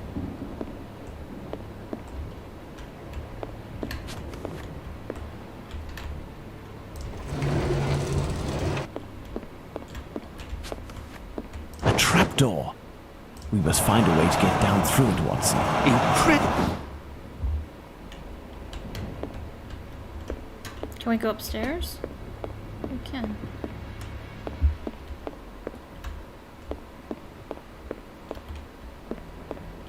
This door was recently reinforced. Impossible to open it. Okay.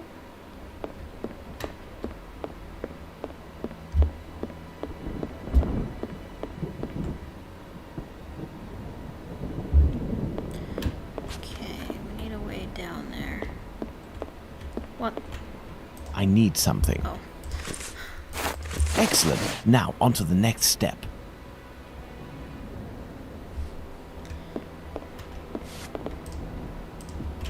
I will go down alone, Watson. Try to cover for me if someone should happen along. Understood, Holmes.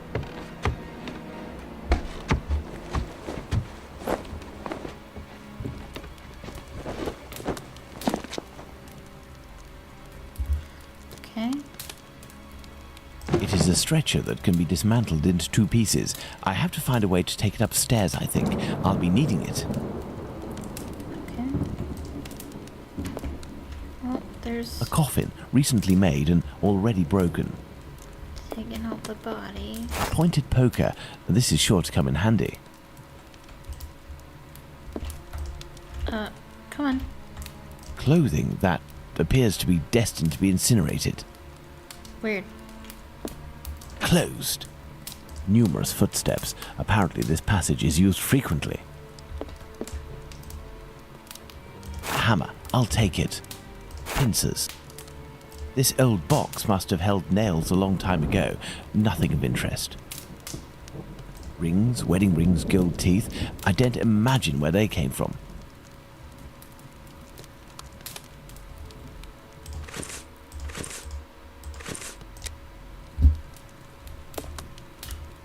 Here's an electrical mechanism. Turning the handle should supply it with energy. Ah, it would seem that there is a broken connection. Here's an electrical mechanism. Turning the... Okay.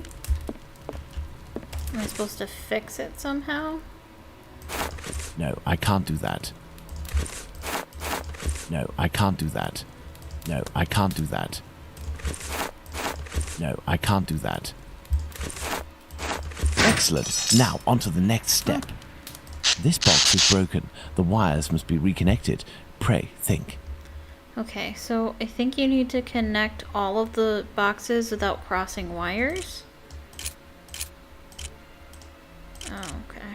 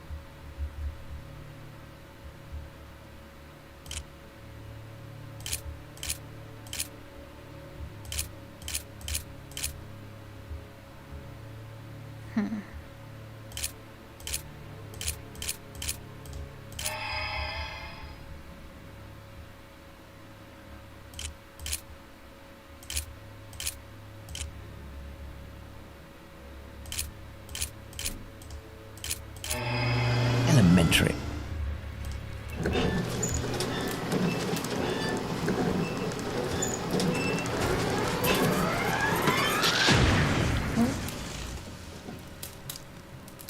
That's good, Holmes. I don't know why you brought this thing back up, but I can take it. Perfect, Watson. Okay. Oh, there was a key. This bent key just needs a little repair job to make it usable. The fuse box is burned. The lift is blocked. I'll have to find another way out.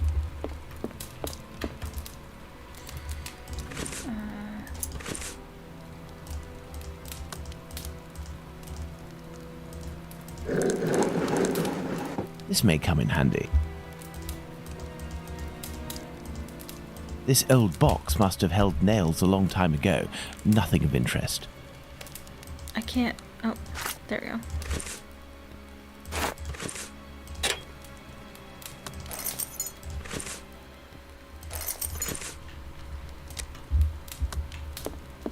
Let's hope that it really is the key to this door.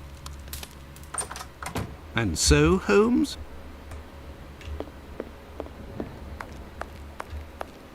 And now we need to go up to that room.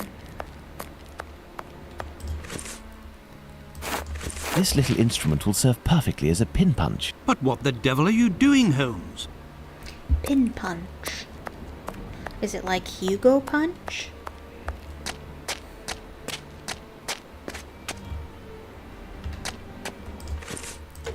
Elementary. But what the devil are you doing, Holmes? No, I can't do that. Can't, why? This stone was blocking the wheel. That's why. Maybe. Excellent. Now, on to the next step.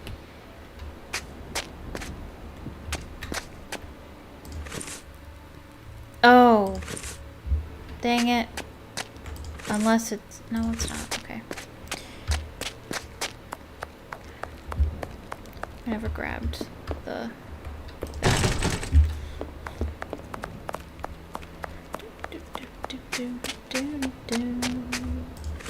Okay, we're gonna put that together.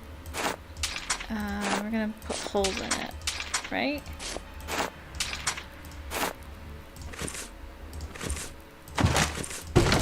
I need something. I need something. Well, I need something. I need something. don't understand what you need. I need something. I need something. We need to put, like, holes in it to, like, make handholds. But I have no idea what that is. I have no idea what he needs in order to do that.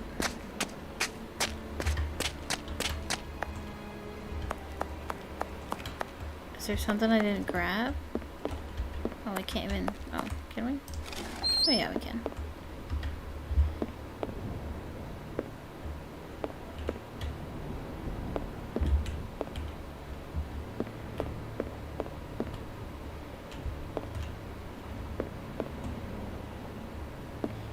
What?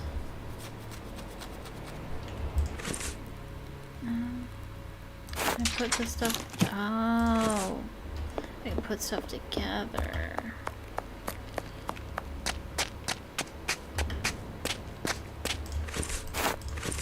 There we go. I hope this ladder will support my weight. Somehow I feel like that wouldn't work in real life. I need something. Ugh, you're so needy. I need something. I need something. Yeah, I clicked the wrong button.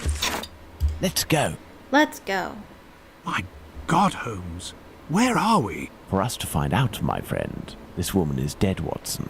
Yes, several days ago, Holmes, but the body is perfectly preserved. No odour, no visible decomposition. Look, Holmes, a label from the London hospital. It must be a corpse stolen from the London hospital. Strange smell. What do you think, Watson? A zinc chloride solution without a doubt. A product generally injected into cadavers to help preserve them. Okay. Some makeup applicators. Someone made up this corpse. The lips have been colored and the rings around the eyes carefully camouflaged. Yes, somebody wanted to give the impression of life. To what end?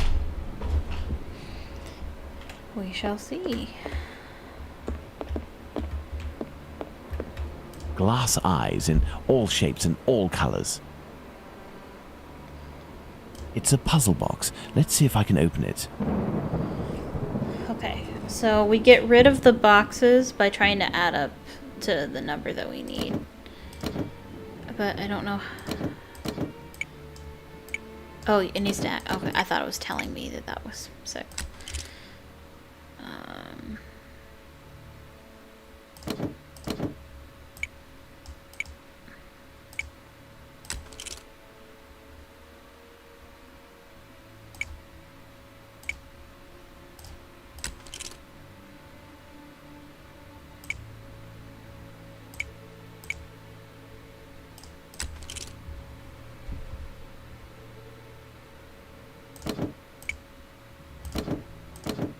Oh, sorry. That's not right.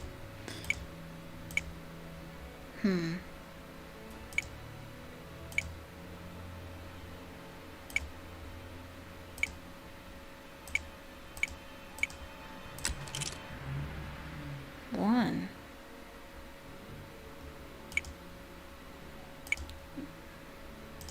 I can't even reset the puzzle. What? It's a puzzle box. Let's see if I can open it.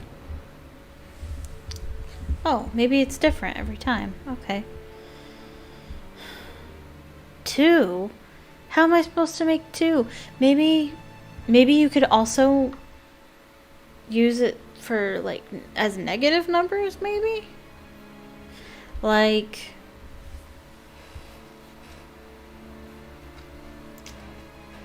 I don't know.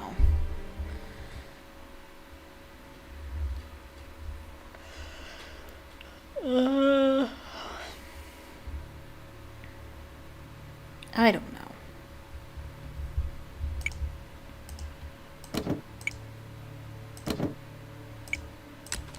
See, that somehow made 2.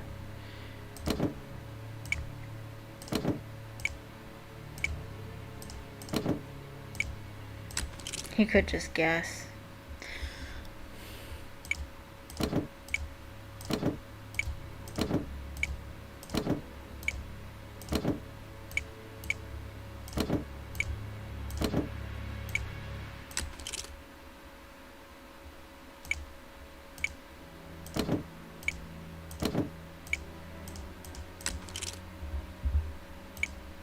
I'm literally just guessing.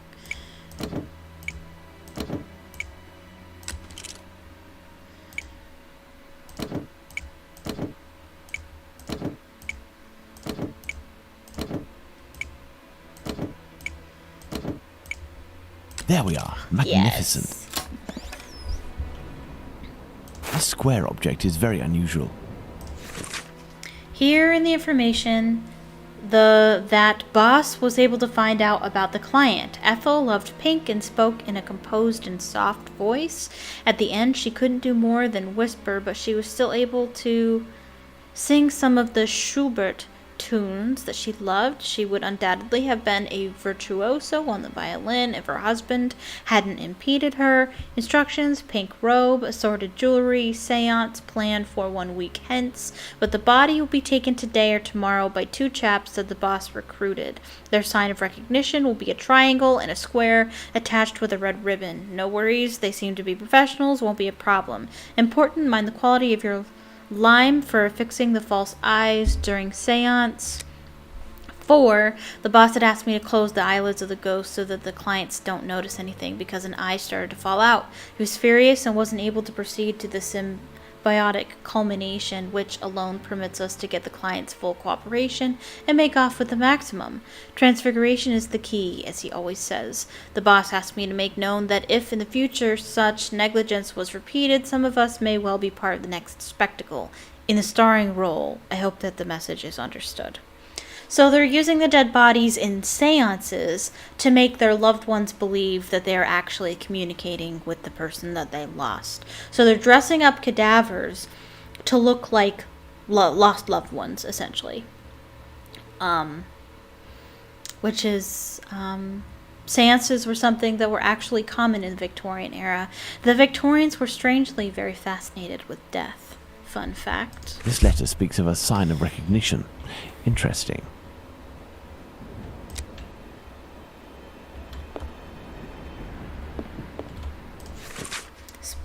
Prince Alexander Raskolnikov. Spiritualism, contact with the hereafter. After becoming a celebrity at the court of the Tsar of all of Russia for having invoked the greatest figures of the past, such as Napoleon, Ivan the Terrible, Alexander the Great, and Robin Hood, Prince Alexander Raskolnikov is now in the service of the humble. His exceptional gifts of divination allow him to invoke your dearly departed, to make them come back to life under your very eyes. They will speak to you and will appear in the window of time created by the virtual energy of your servant. Amusing. Virtual, that might actually have been vital. Plumbers, Smith and Ferguson. Souvenir of Liverpool, autumn 1883. I give you my love, my Alexis, Mum. This old photo shows a young man dressed after the fashion of an employee in front of a shop. The man in the photo taken in 1883 and the one on Prince Raskolnikov's leaflet are one and the same, and no more a prince or a Russian than you or I, Watson. Look at this photo. It is inscribed Ethel Broome Street, 1851 to 1878. This young woman who died 10 years ago looks like the one stretched out on this table. Which was the intent, to make her look like that. She's really pretty. These clothes are new, just like the deceased's dress. I imagine her clothes were changed. Watson, this corpse was embalmed and made up and dressed to look like a woman who had died 10 years earlier. All is clear, Watson. A charlatan, passing himself as a prince, making the dead come back by using corpses as puppets. Which explains the disappearance of corpses at the London hospital. It was to fuel this sordid entertainment. Yep. This may come in handy. This door was recently reinforced. Impossible to open it. This cheap jewel must be an accessory of some sort.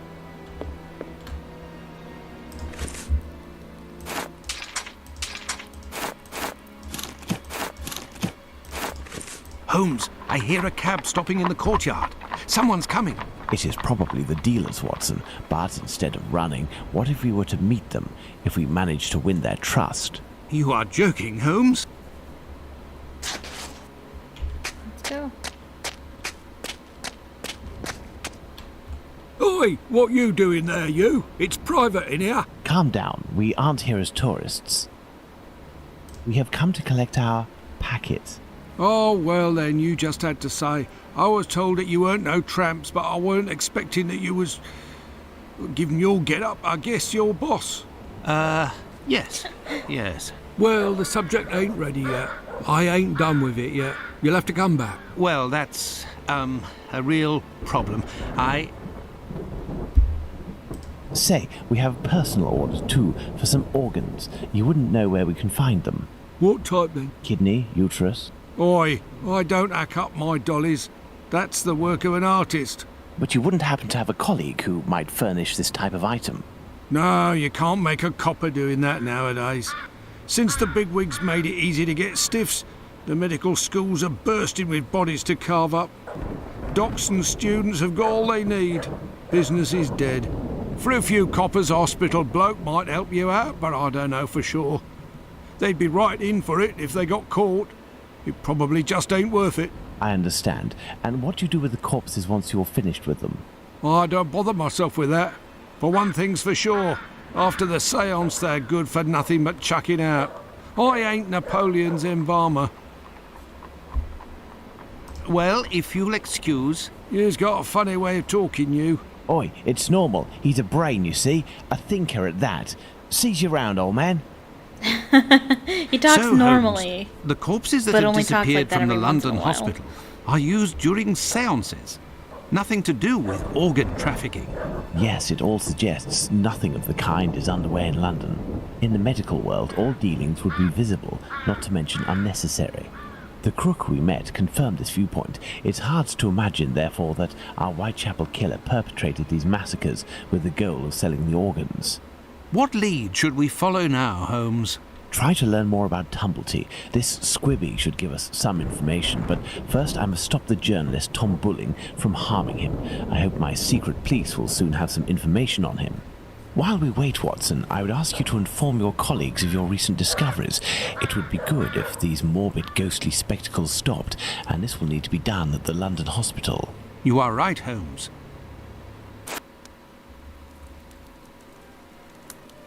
Yeah, it should be noted Another that false lead followed by the police, Holmes. Yesterday's Times says that a John Fitzgerald who had claimed responsibility for the murder of Annie Chapman has finally been released. He was, it says, lying. That's of little importance, Watson. It's incredible. It's been more than 3 weeks since the murderer struck, and the tension is as strong as ever. The press won't stop talking about him, and people are still full of fear. Perhaps the killer got what he wanted, people talking about him, and has chosen to stop committing crimes. What do you think, Holmes? I doubt it, Watson. No. Everything leads me to believe that he is in hiding and waiting for the right moment. The area is packed with police, and that would obviously hamper his work. You think he will start again, Holmes? Yes. I have every reason to believe nothing will stop him short of his arrest or his death. Sadly, our investigation has reached a dead end, and I fear that we'll need another victim to get back on track. Yes, how awful. And what of the case of the burnt mat? Have you resolved that? Oh, that's a matter of little interest, and resolving will be of no benefit, above all to Miss Fleming. Ha! I hear the footsteps of my faithful Wiggins on the stairs. The game is afoot again, Watson. Mr. Holmes, the scribbler resurfaced. At last word, Pounce saw him racing to Central News Agency where he works. Excellent, Wiggins. And still nothing on the doctor? Sorry, Mr. Holmes. He's one sleek yank, but we'll find him. Good work. Here's something for you. I must leave you, Watson. If I can get my hands on this Bulling, I will have much more interesting news on the bothersome Tumblety. I have only to change. If you can, Watson, I entreat you to stay here and await my word. We may not be more than two when the time to act comes. You can count on me, Holmes. Okay. Wow, why am I in here all of a sudden? I don't know. Why? I don't know, that's really weird. I think I'm supposed to go... I must go to the Central News Agency. I'm at the press agency where Bulling works. Good. But I think we will... Oh. Should we talk to him? Should we? No, because then I won't know what to do. But I think we will leave it there.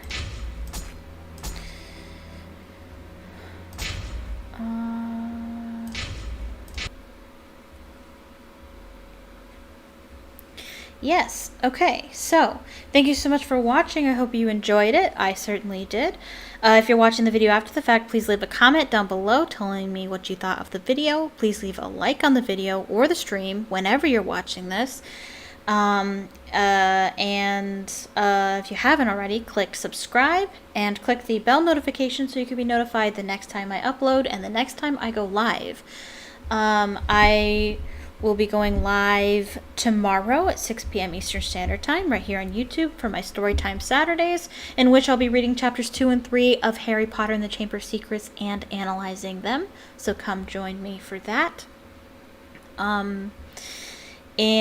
Otherwise, I stream Thursdays and Fridays as well, as you know, at 6 p.m. Thursdays I stream The Sims, and Fridays I stream other games like I did tonight. However, I won't be streaming next Saturday. I will be visiting my parents next Saturday. But I'll remind you as time goes on.